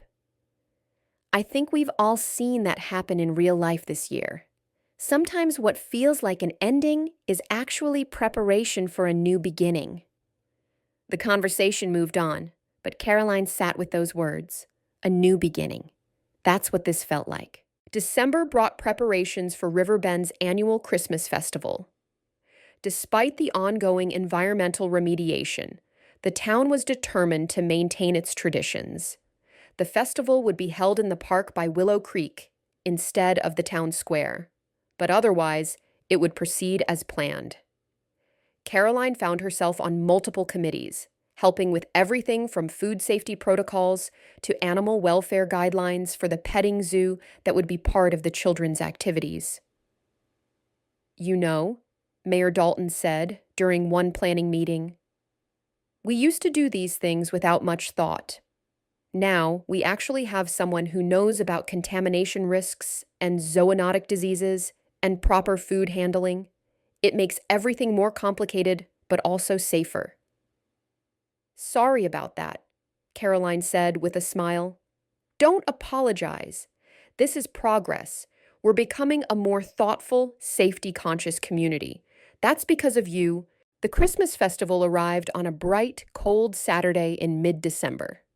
The park was transformed with lights, booths, food stands, and activities. Caroline had agreed to help supervise the petting zoo, ensuring the animals were well cared for and interactions were safe for everyone. She was checking on the goats when she noticed a commotion by the main path. A small crowd had gathered around something. Caroline hurried over and found a dog lying on its side, breathing rapidly. He just collapsed, the dog's owner said, panicked. He was fine 1 minute, and then... Caroline knelt beside the dog, her training taking over immediately. She checked the dog's gums, pale, rapid heart rate, weak pulse, signs of shock. What's his name? She asked calmly. Buster. He's 8 years old. What's wrong with him? Caroline gently palpated the dog's abdomen. I think he might have bloat. Gastric dilatation volvulus. It's an emergency. We need to get him to a veterinarian immediately. Dr. Patterson, the local vet, was at the festival. Someone ran to find him while Caroline stabilized Buster, keeping him calm and monitoring his condition. Dr. Patterson arrived within minutes. Bloat? He asked, and Caroline nodded. Classic presentation. Happened suddenly, signs of shock, distended abdomen. Together, they quickly loaded Buster into Dr. Patterson's truck. The dog's owner went with them to the clinic, and the crowd gradually dispersed. Linda appeared at Caroline's side. That was impressive. You probably saved that dog's life. Dr. Patterson did the work. I just recognized the problem. You always say that. I just noticed. I just recognized. As if what you do isn't remarkable. Caroline watched Dr. Patterson's truck disappear down the street. It's what I was trained to do. It's not remarkable, it's just what I know. That's exactly what makes it remarkable, Linda said softly. Later that evening, after the festival had wound down, Caroline received a call from Dr. Patterson. Just wanted to let you know, Buster came through surgery fine. You called it correctly. Severe GDV. If his owner had waited even 30 minutes longer, we'd have lost him. I'm glad he's okay. Caroline, I've been thinking. I'm not getting any younger, and my practice could really use someone with your level of expertise. Ever consider doing some part-time veterinary work? Nothing too demanding, just consultation on difficult cases, maybe helping with surgeries. I know you said you were done with veterinary medicine, but... Caroline felt a flutter in her chest, part fear, part excitement. I don't know, Michael. I haven't practiced in 15 years. You haven't practiced officially in 15 years, but what you did today was practice. What you did with the contamination crisis was practice. You never stopped being a veterinarian, Caroline. You just stopped admitting it. Can I think about it? Of course. No pressure. But the offer stands whenever you're ready. That night, Caroline couldn't sleep. She kept thinking about Buster, about the way her training had kicked in automatically, about the satisfaction she'd felt helping. And she thought about Dr. Patterson's words. You never stopped being a veterinarian. Was that true? Had she been practicing veterinary medicine all along, just in unofficial ways? Her work at the farm, her attention to animal health and behavior, her investigation of the contamination, all of it had drawn on her veterinary knowledge. Maybe the question wasn't whether she could return to veterinary medicine. Maybe the question was whether she'd ever really left. Winter deepened, and Riverbend settled into its quiet season. The environmental remediation equipment sat under tarps, waiting for warmer weather. The town had adjusted to its new reality. Bottled water deliveries, ongoing monitoring, regular health checkups for affected residents. Caroline had adjusted too. She continued her work as town health and safety coordinator, but she'd also started consulting with Dr. Patterson once or twice a week. Simple cases at first, examining a horse with lameness, advising on a cat's unusual behavior, but gradually, more complex cases. Each time she stepped into Dr. Patterson's clinic, Caroline felt the same mixture of fear and rightness. This was her field, her calling, but it was also where she'd failed so catastrophically.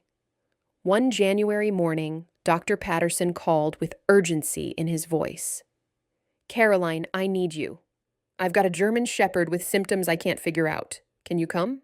At the clinic, Caroline found Dr. Patterson with a 5-year-old dog named Zeus. The owner, a young man named David, looked worried. "He's been declining for 3 weeks," David explained. "Losing weight, losing energy. Dr. Patterson has run every test he can think of, but nothing's conclusive." Caroline examined Zeus carefully. She checked his muscle tone, his coat condition, his eyes, his gums. She palpated his abdomen gently. She listened to his heart and lungs. "Tell me about his diet," she said. "High-quality commercial dog food. Same brand for 2 years. Nothing's changed. Any access to toxins? Antifreeze, rodent poison, medications?" "No, nothing like that. He's always supervised." Caroline sat back, thinking. Weight loss, weakness, no obvious cause. The pattern reminded her of something, but she couldn't quite place it. "Dr. Patterson, have you checked thyroid function?" "Yes, came back normal." "What about Addison's disease?" "Considered it, but the electrolytes don't quite fit." Caroline looked at Zeus again. There was something in his eyes, a particular kind of dullness, and the way he held his body, slightly hunched. "David, has Zeus had any unusual thirst or urination?" "Now that you mention it, yes. He's been drinking more water lately." "I thought it was just the winter heating drying him out." Something clicked in Caroline's mind.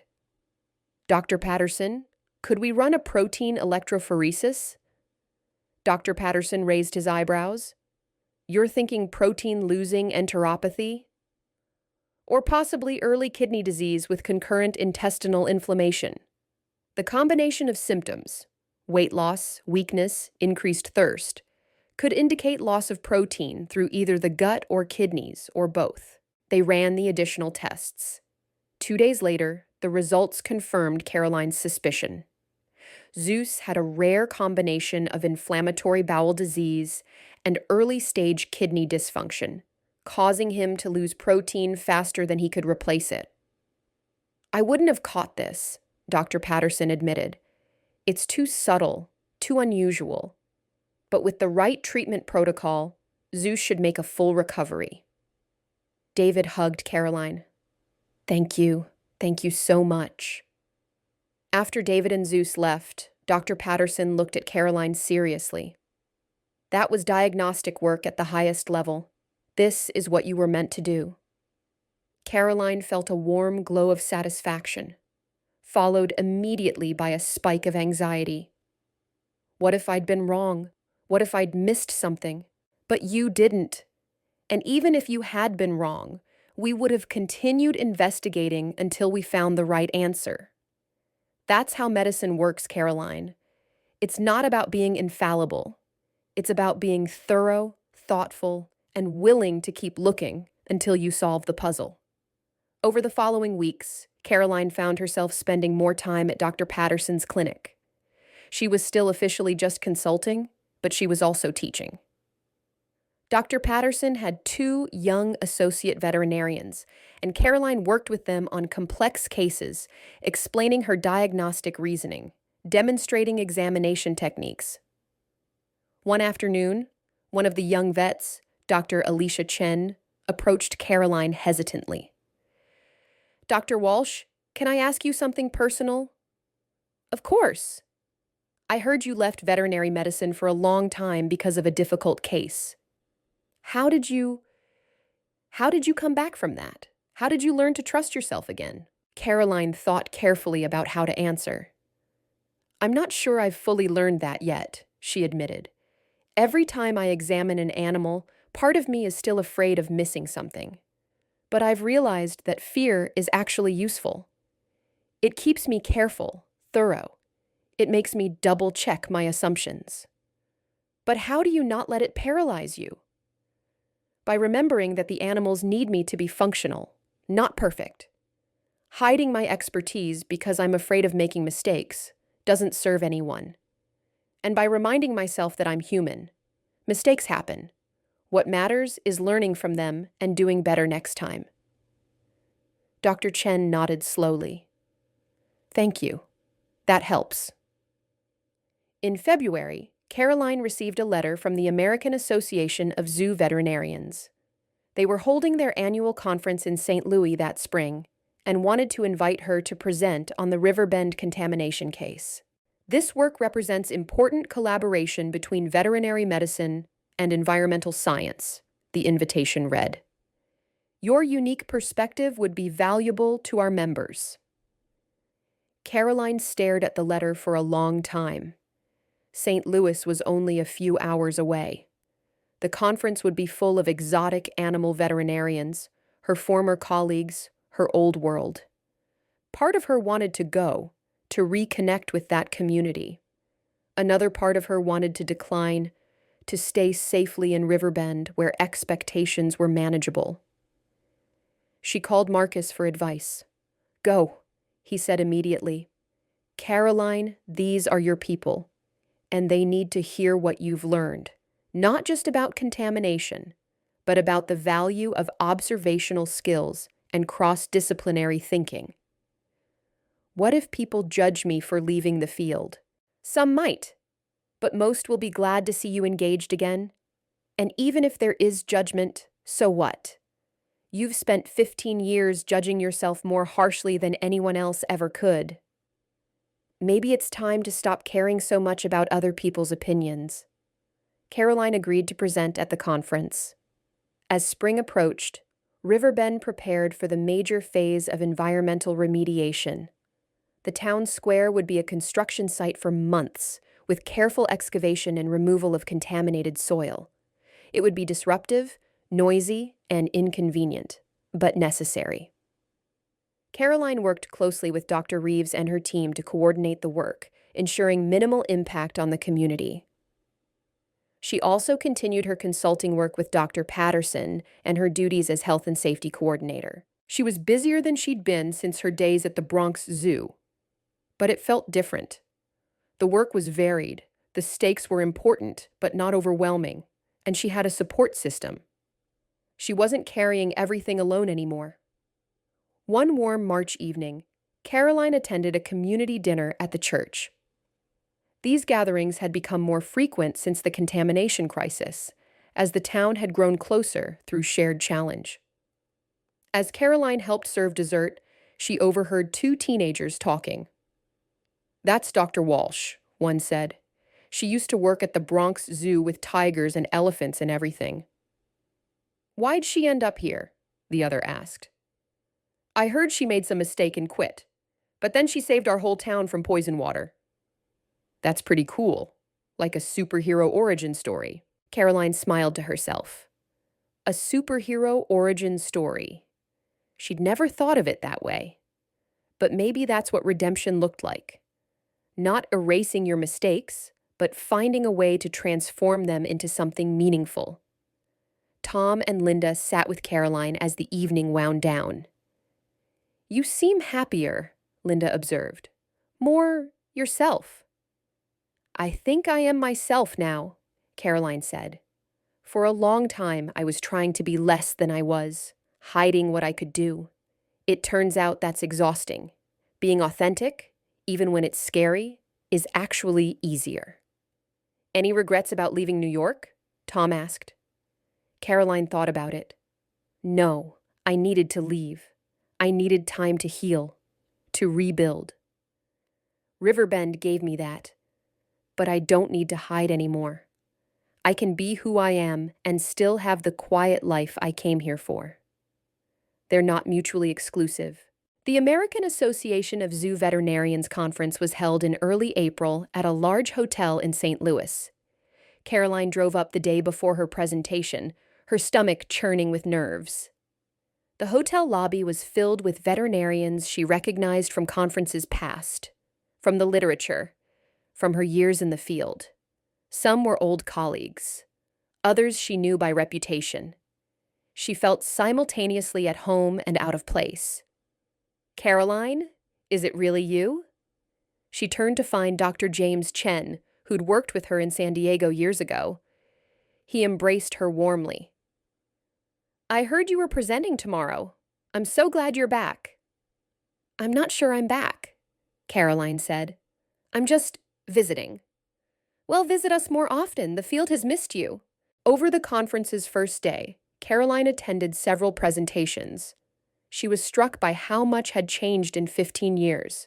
New technologies, new protocols, new understanding of exotic animal medicine. But the fundamental questions remained the same.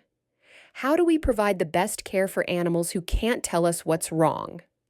That evening, Caroline had dinner with Marcus and several other veterinarians she'd known. They caught her up on field gossip, recent advances, ongoing challenges. Nobody asked directly about why she'd left, though she saw curiosity in their eyes. Finally, Dr. Rebecca Torres, who'd been a resident when Caroline was at the Bronx Zoo, spoke up. Caroline, I'm just going to ask, why did you disappear for so long? You were at the top of the field, and then you were just gone. The table fell silent. Caroline took a breath. I made a mistake that cost an animal its life, and I couldn't forgive myself for it. So I walked away. The snow leopard, Dr. Torres said softly. I was there when it happened. Caroline, that case haunted all of us. It was a perfect storm of difficult circumstances. I should have caught it earlier. Maybe. Or maybe the pneumonia progressed unusually fast. Or maybe the early symptoms were genuinely ambiguous. We'll never know for certain. But punishing yourself for 15 years seems excessive. I needed that time, Caroline said. I needed to remember that I'm human, that I have limitations. In New York, I'd lost sight of that. I was working unsustainable hours, making decisions while exhausted, refusing to acknowledge my own needs. The mistake with Sasha was the inevitable result of that approach. Marcus nodded. And now? Now I work in a small town, consult on cases when needed, and maintain reasonable boundaries. I'm using my expertise, but I'm not sacrificing my well-being to do it. And I'm okay with the idea that I might make mistakes, as long as I'm doing my best to prevent them. That's wise, Dr. Torres said. I wish more of us could learn that balance before burning out. The next morning, Caroline presented to a packed room. Her talk, Environmental Sentinel Surveillance. Lessons from Riverbend, Missouri, detailed how attention to animal behavior and health had allowed early detection of contamination. Veterinarians are trained to observe subtle changes in health and behavior, she explained. This skill set has applications beyond individual animal care. Animals can serve as sentinels for environmental health threats that affect entire communities. She walked through the Riverbend case, showing the progression of symptoms, the diagnostic reasoning, the investigation process. She emphasized the importance of cross-disciplinary collaboration and community engagement. I couldn't have solved this problem alone, Caroline said. It required expertise in veterinary medicine, environmental chemistry, public health, and local knowledge. The most effective solutions come from bringing together diverse perspectives. During the question and answer session, a young veterinarian asked, "What made you decide to investigate the symptoms instead of dismissing them as routine illness?" Caroline thought about her answer carefully. Pattern recognition. I'd spent years developing the skill of noticing when something is slightly off, even before I could articulate exactly what was wrong. That skill is invaluable, but it's also important to trust your instincts while remaining humble about the limits of your knowledge. When I suspected contamination, I didn't try to handle everything myself. I reached out to experts who could help. Another veterinarian asked, "After being away from the field for so long, was it difficult to engage professionally again?" "Yes," Caroline admitted. "I was afraid of making mistakes, afraid of failing again. But I realized that fear was stopping me from using knowledge that could help others. Sometimes you have to do what's needed even when you're scared." The presentation received a standing ovation. Afterwards, dozens of people approached Caroline with questions, comments, job offers. Several major zoos wanted to hire her as a consultant. Universities invited her to lecture. Research institutions asked her to collaborate on studies. Caroline was polite but non-committal. She wasn't ready to dive back into the high-pressure world of exotic animal medicine. Maybe she never would be. And that was okay. On her way out of the conference center, Caroline ran into Dr. Elizabeth Okoye from the Bronx Zoo. "Excellent presentation, Dr. Walsh. You've developed an important framework for environmental health monitoring." "Thank you, Dr. Okoye. I meant what I said on the phone. If you ever want to work with us again, even remotely, the door is open. No pressure, just know that you have options." Caroline smiled. "I appreciate that, I really do. But I think I'm where I need to be right now." "In Riverbend?" "Yes, it's home, and the work I'm doing there matters to me." Dr. Okoye nodded. "That's what really counts, isn't it? Finding work that matters. I'm glad you've found that, Caroline." Driving back to Riverbend that evening, Caroline felt a sense of peace she hadn't experienced in years. She'd faced her former colleagues, presented her work, proved to herself and others that she was still a competent professional. But more importantly, she'd realized that she didn't need their validation anymore. Her worth wasn't determined by prestigious positions or publications or professional reputation. It was determined by the quality of her work, the impact she had on her community, and her commitment to using her gifts responsibly. Riverbend needed her, not as the famous exotic animal veterinarian she'd once been, but as the person she was now, experienced, humble, dedicated to service. That was enough. She was enough. Spring brought dramatic changes to Riverbend. The environmental remediation was in full swing, with crews carefully excavating contaminated soil and preparing it for disposal. The town square was unrecognizable, a massive construction site with equipment, workers, and safety barriers everywhere. But life continued around the disruption. Farmers planted crops, businesses operated, children played in yards that had been declared safe. The crisis that had nearly devastated Riverbend was becoming a story of recovery and resilience. Caroline's role in that recovery had evolved. She was no longer just monitoring the cleanup or coordinating health screenings. She'd become a bridge between different worlds: science and community, professional expertise and local knowledge, formal medicine and everyday care. In May, Caroline was examining a horse at the Wright farm when young Emma Wright, the farmer's granddaughter, approached her. "Dr. Walsh, I have to write an essay for school about someone who inspires me. Can I interview you?" Caroline felt embarrassed. "Emma, I'm sure there are better subjects, but you're the one who saved our town, and you used to work with exotic animals. That's so cool. Caroline agreed to the interview. Emma asked thoughtful questions about veterinary medicine, environmental science, and what it was like working with rare species. But then she asked something that caught Caroline off guard. Why did you leave your important job to come here? Caroline thought about how to answer honestly but appropriately. I made a mistake in my work, and it hurt me deeply.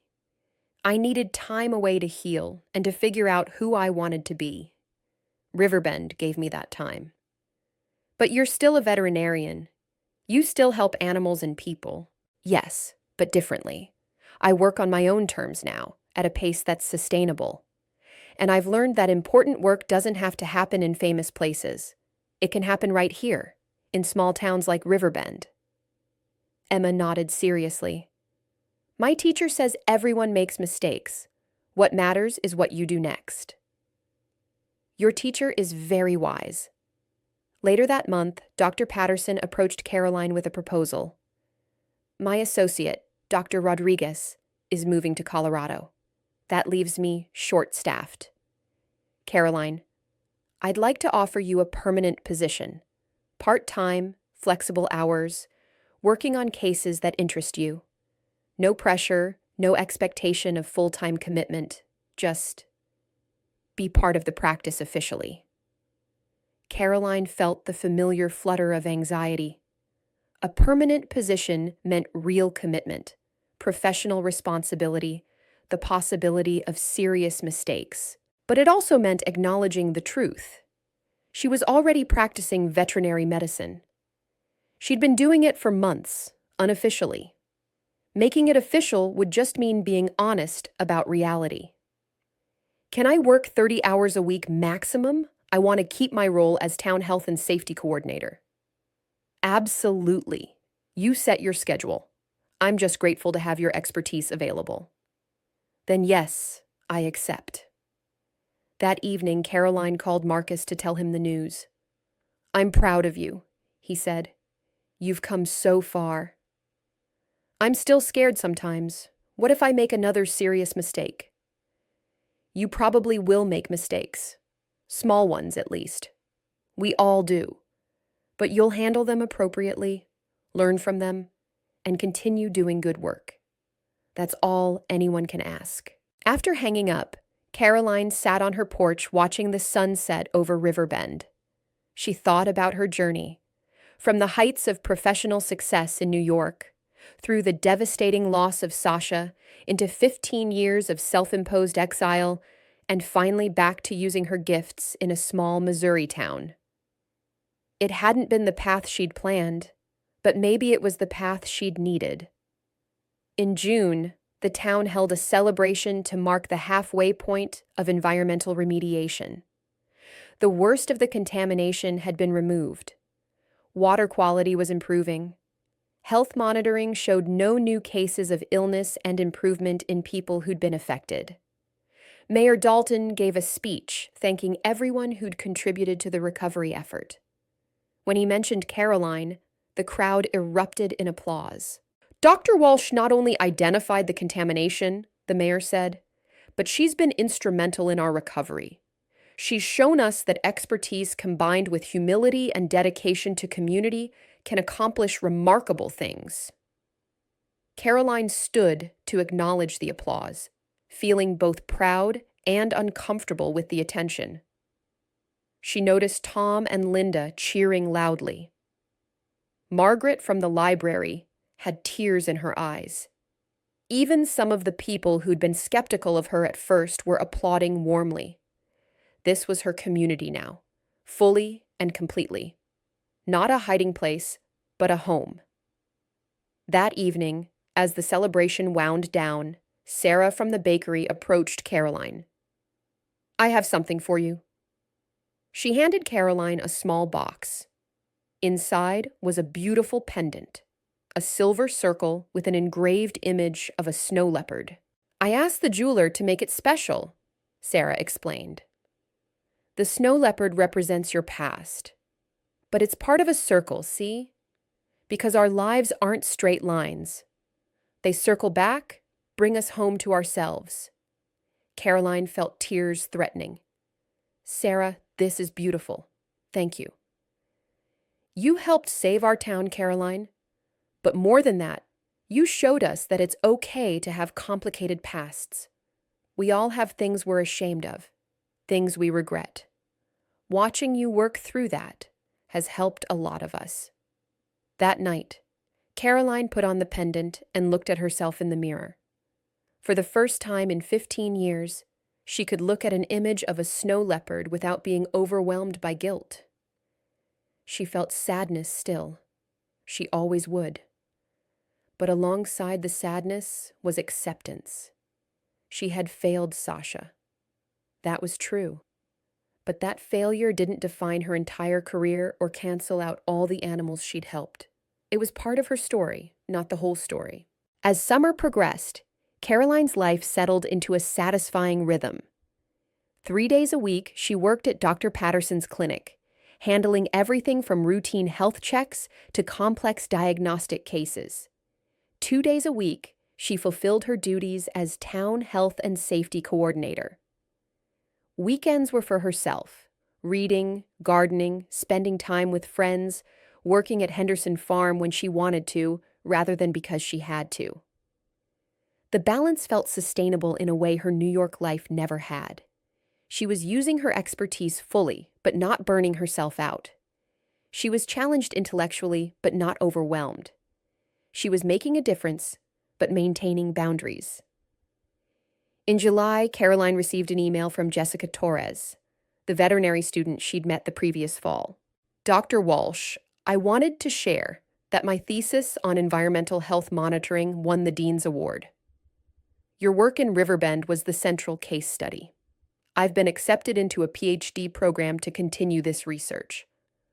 Thank you for inspiring me to think about veterinary medicine in new ways. Caroline felt a warm glow of satisfaction. This was a kind of legacy she'd never considered. Not famous cases or prestigious positions, but inspiration for the next generation to think creatively about how their skills could be applied.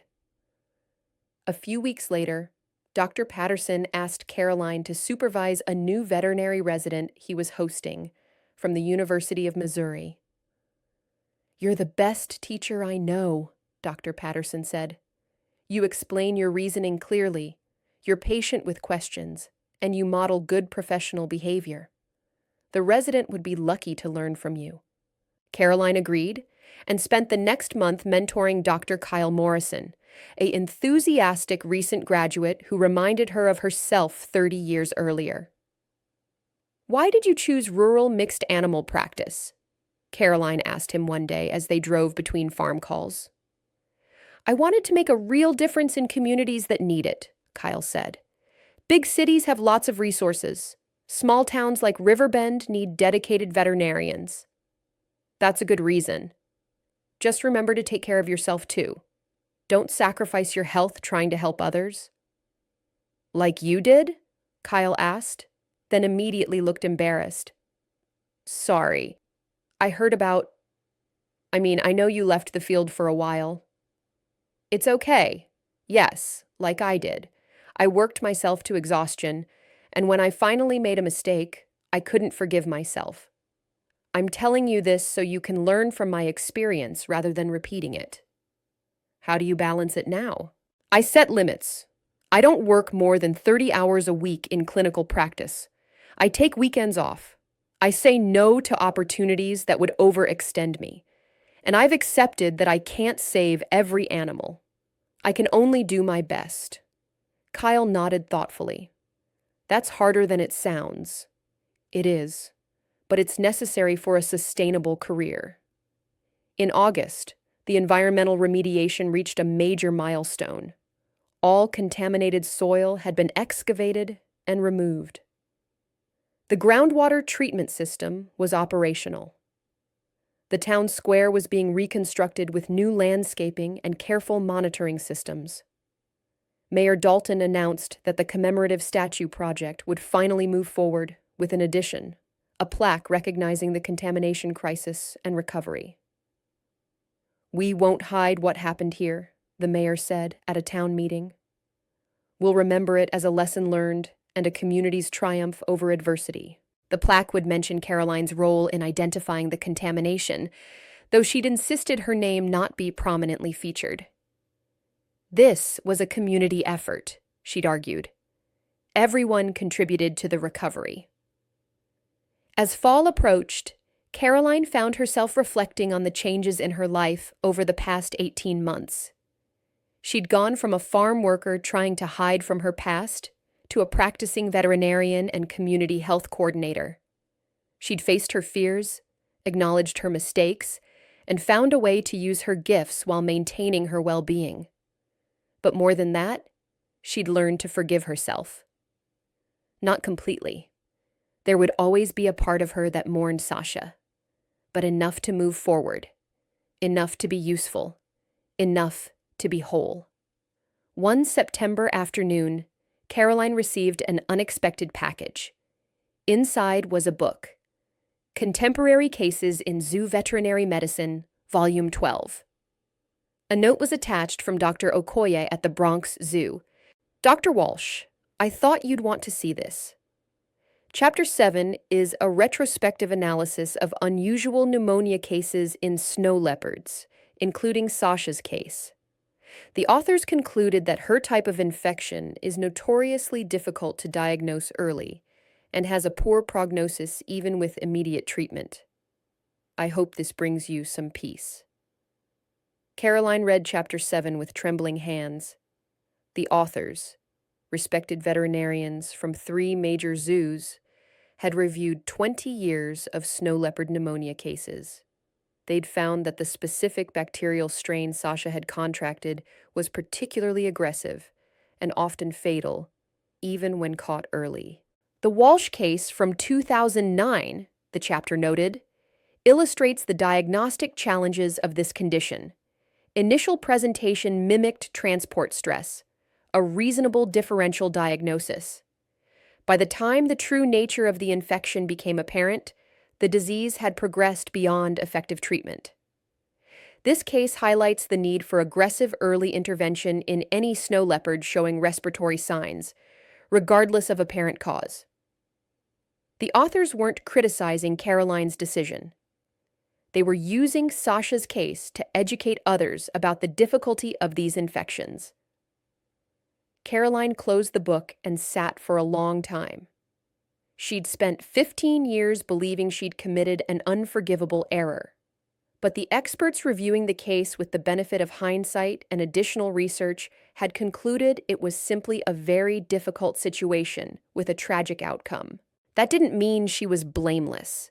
She could have been more rested, more cautious, quicker to intervene. But it did mean she hadn't been negligent or incompetent. She'd been human, doing difficult work under challenging circumstances. That evening, Caroline walked to Willow Creek and sat by the water. She took out the snow leopard pendant Sarah had given her and held it up to catch the fading sunlight. "I'm sorry, Sasha," she said quietly. "I'm sorry I didn't save you, but I'm trying to honor your memory by being the best veterinarian I can be now. I hope that matters." The creek burbled peacefully. A bird sang in a nearby tree. The world continued, indifferent to Caroline's guilt and grief, but also to her gradual healing. She put the pendant back on and walked home, feeling lighter than she had in years. October brought beautiful fall colors to Missouri and an unexpected invitation. The Centers for Disease Control wanted to host a symposium on One Health approaches to environmental threats, with Caroline as one of the featured speakers. One Health was an approach that recognized the interconnection between human health, animal health, and environmental health. The Riverbend case was considered an exemplary application of this philosophy. The symposium would be in Atlanta in December. Caroline initially wanted to decline. Speaking at the veterinary conference had been challenging enough. But Marcus encouraged her to accept. "This work is important, Caroline." Other communities need to learn from what happened in Riverbend. You're uniquely positioned to teach them. Caroline agreed, though with trepidation. In the weeks leading up to the symposium, Caroline worked on her presentation. She wanted to emphasize not just the technical aspects of contamination detection, but also the importance of community trust, cross-disciplinary collaboration, and institutional humility. Environmental crises often begin with someone noticing something small, she wrote in her presentation notes.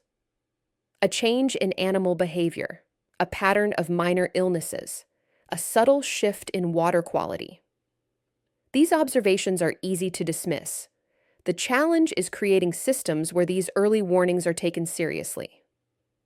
She also wanted to talk about professional failures and recovery, how overwork and burnout could lead to mistakes, how fear of failure could cause professionals to hide their expertise when it was most needed, how forgiveness and second chances could bring valuable knowledge back into service. This was more personal than her previous presentations, but Caroline felt it was important. The technical details of the Riverbend case were interesting, but the human story behind it might be even more valuable. In November, as Caroline prepared for her trip to Atlanta, the town of Riverbend held a dedication ceremony for the newly reconstructed town square. The excavation had been completely filled in, covered with new soil, and beautifully landscaped. The commemorative statue, the family of farmers, stood proudly in the center. Next to it was the plaque describing the contamination discovery and recovery. Caroline's name was mentioned alongside Tom Henderson, Dr. Martin, Mayor Dalton, and dozens of community members who'd contributed to the effort. This memorial reminds us that crisis can bring out the best in a community, Mayor Dalton said at the ceremony. When faced with danger, we came together. We trusted each other. We did what needed to be done.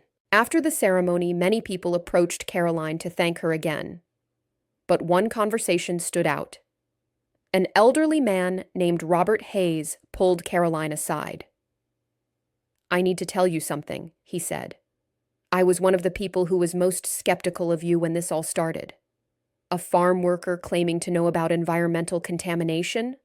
I thought you were making a mountain out of a molehill." "That's understandable," Caroline said. "I wasn't exactly forthcoming about my background. But here's the thing. Even after we knew you were a veterinarian, I was skeptical. I thought, what does an animal doctor know about water pollution? I almost voted against the cleanup funding. What changed your mind?" "I got sick, really sick. Ended up in the hospital for 3 days. And then I got better once we stopped using the contaminated water. You were right, and I was wrong. And I'm sorry I doubted you." "Mr. Hayes, your skepticism was reasonable. I was asking people to accept a serious claim based on limited evidence. It's natural to question that." "Maybe, but I should have questioned my own assumptions too. Just because someone works on a farm doesn't mean they're not brilliant. Just because someone made a mistake in their past doesn't mean they're not trustworthy now." After he walked away, Linda appeared at Caroline's elbow. That was big of him to say that. "It must have been hard. Admitting you were wrong always is." "You would know," Linda said gently. "You've been doing it for the past 1.5 years, admitting that hiding from your gifts was wrong, that punishing yourself forever wasn't necessary, that you deserve to use your knowledge and be respected for it." Caroline smiled. "When did you get so wise, Linda?" "I've always been wise. You were just too busy hiding to notice." In early December, Caroline flew to Atlanta for the CDC symposium. The event was larger and more formal than the veterinary conference. Public health officials, environmental scientists, medical doctors, veterinarians, and policymakers from around the country had gathered to discuss integrating different approaches to health monitoring and crisis response. Caroline's presentation was scheduled for the second day. She spent the first day attending other sessions and networking with professionals from diverse fields. She was struck by how many people were working on similar issues, trying to break down silos between disciplines, trying to recognize warning signs earlier, trying to respond to environmental health threats more effectively. When her turn came to present, Caroline felt surprisingly calm. She'd done this before now. She knew her material, and she believed in the importance of sharing what she'd learned. "My name is Dr. Caroline Walsh," she began, "and I'd like to tell you about how paying attention to chickens saved a town in Missouri." The presentation went well. Carolyn walked the audience through the entire Riverbend case, from initial observations through investigation, revelation, response, and recovery. She showed data on animal symptoms, water contamination levels, human health impacts, and remediation progress. But she also talked about the human elements, the importance of community relationships, the value of diverse expertise, the necessity of humility, and the willingness to ask for help. "I almost didn't investigate," Caroline admitted. "I'd left veterinary medicine years earlier after making a serious mistake. I was afraid of being wrong, afraid of failing again. But the animals and people of Riverbend needed someone to notice what was happening. Sometimes you have to act despite your fear." She concluded with recommendations for other communities. Create systems where observations from community members are taken seriously. Foster relationships between medical professionals, veterinarians, environmental scientists, and local residents. Train people to recognize early warning signs. And most importantly, remember that expertise comes in many forms. The person who notices something wrong might be a scientist, a farmer, a nurse, or a concerned neighbor. Listen to them all. The audience gave her a standing ovation. During the question and answer session, one public health official asked, "Dr. Walsh, your story is inspiring, but it raises a concern. You had to overcome significant personal barriers to act on your observations. What if you hadn't? How can we create systems that don't rely on individual heroism?" "That's an excellent question," Caroline responded. "The answer is better training, better communication channels, and better trust between experts and communities. If Riverbend had had routine environmental monitoring, we might have caught the contamination through systematic testing rather than by accident. If there had been clear protocols for reporting unusual health patterns, someone else might have investigated even if I hadn't." The goal should be to make these discoveries systematic and routine, not dependent on the courage of individuals. After her presentation, Caroline was approached by representatives from various organizations. The Environmental Protection Agency wanted to use the Riverbend case in training materials. A public health school wanted her to teach a module on environmental health surveillance. A veterinary college invited her to give the commencement address. But the most meaningful conversation was with a young veterinary student named Miguel. "Dr. Walsh, I want to thank you for sharing your story about the mistake you made. I'm terrified of making mistakes in my career.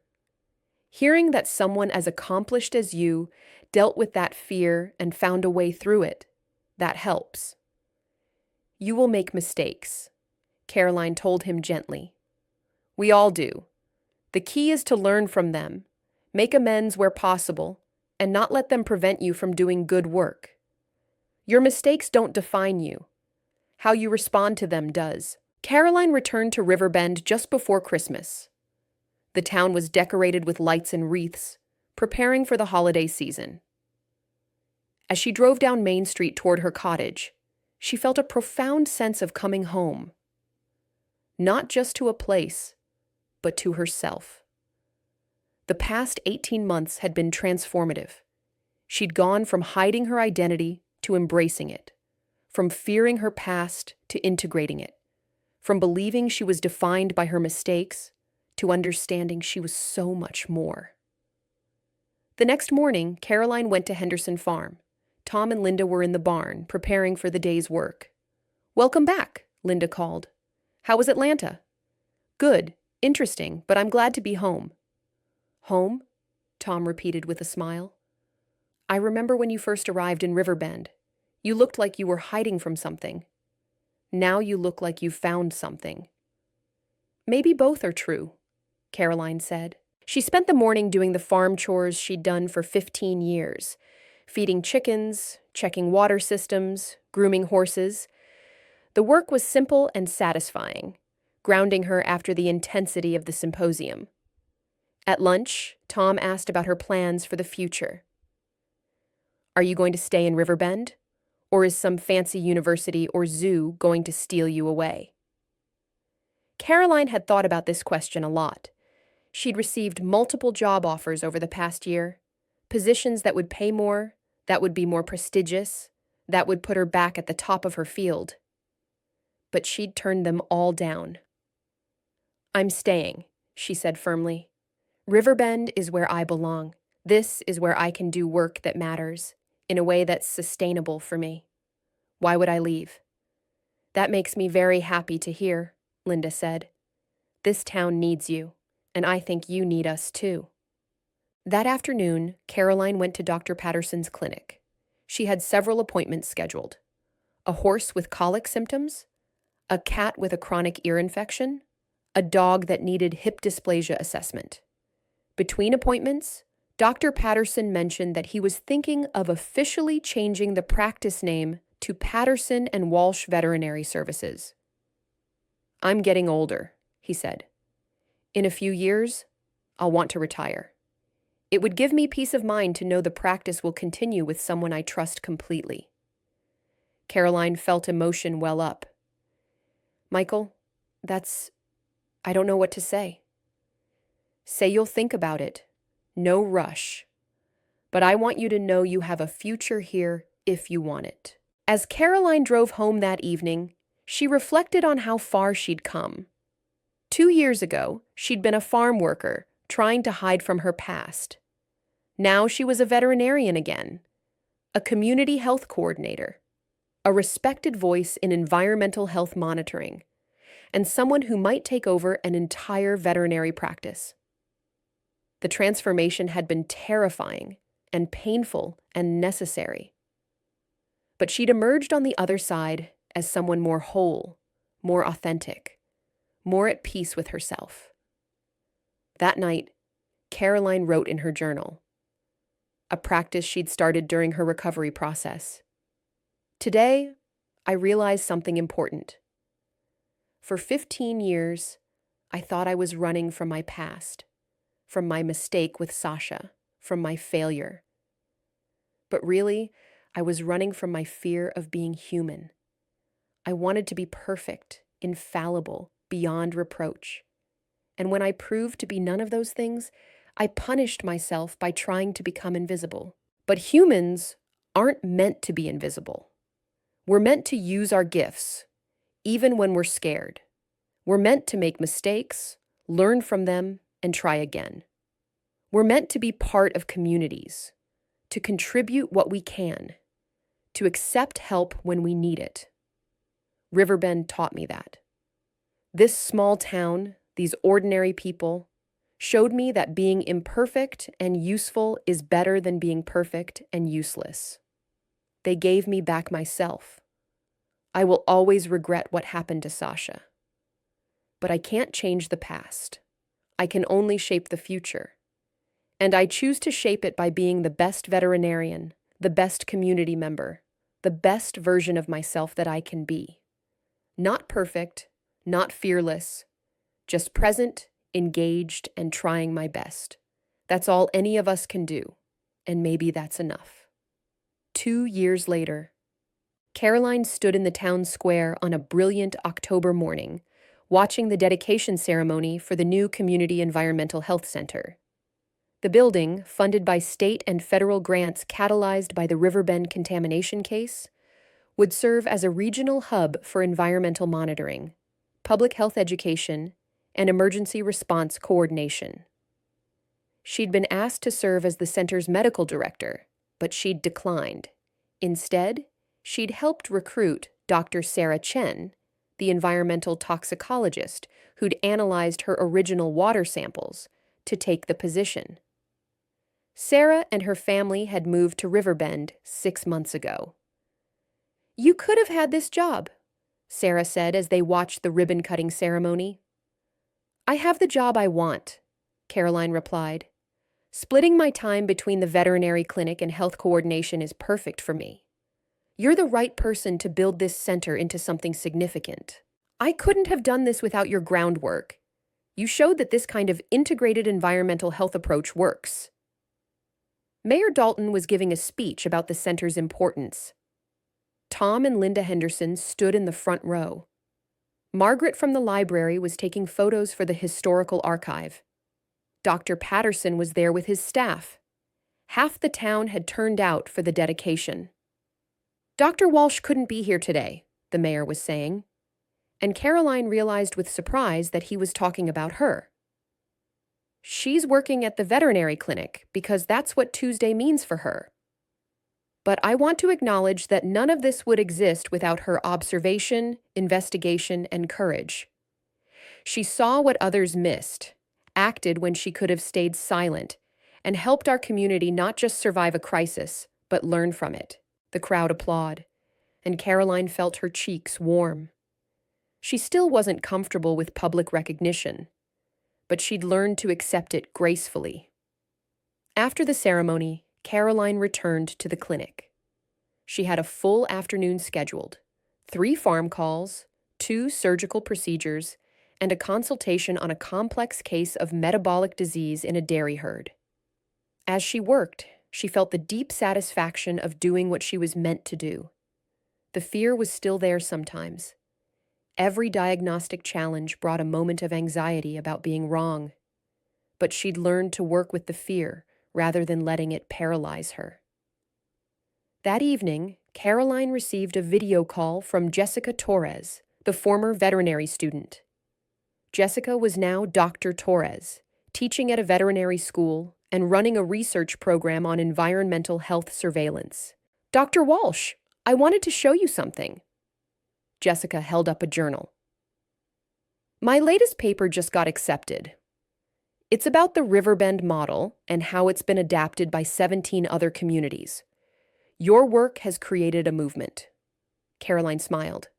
"That's wonderful, Jessica. But it's your work now. You're carrying it forward. Only because you showed it was possible." After the call ended, Caroline sat on her porch with a cup of tea, watching the sun set over Riverbend.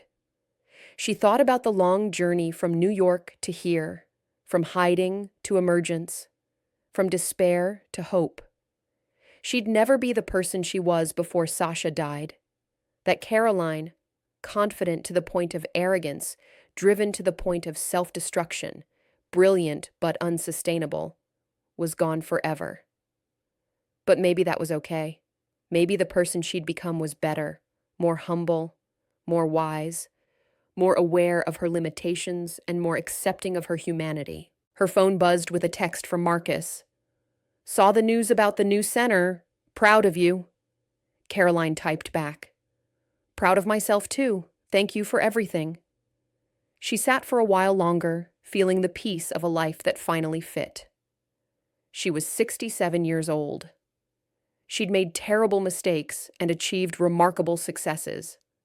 She'd fallen apart and rebuilt herself into something different but whole. She was Dr. Caroline Walsh again, but in a way that honored both who she'd been and who she'd become. She was a veterinarian, a community member, a teacher, a survivor, a healer, both of animals and, gradually, of herself. As the last light faded from the sky, Caroline went inside to prepare for tomorrow. She had chickens to feed at dawn, patients to see, a community to serve. It was simple work and complex work, ordinary work and extraordinary work, work that frightened her sometimes and fulfilled her always. It was enough. She was enough. And that, finally, was the truth she'd spent 15 years learning. If this story touched you, don't forget to like, comment, and subscribe. We'd love to hear what inspired you the most. And where in the world are you watching from? Let us know below.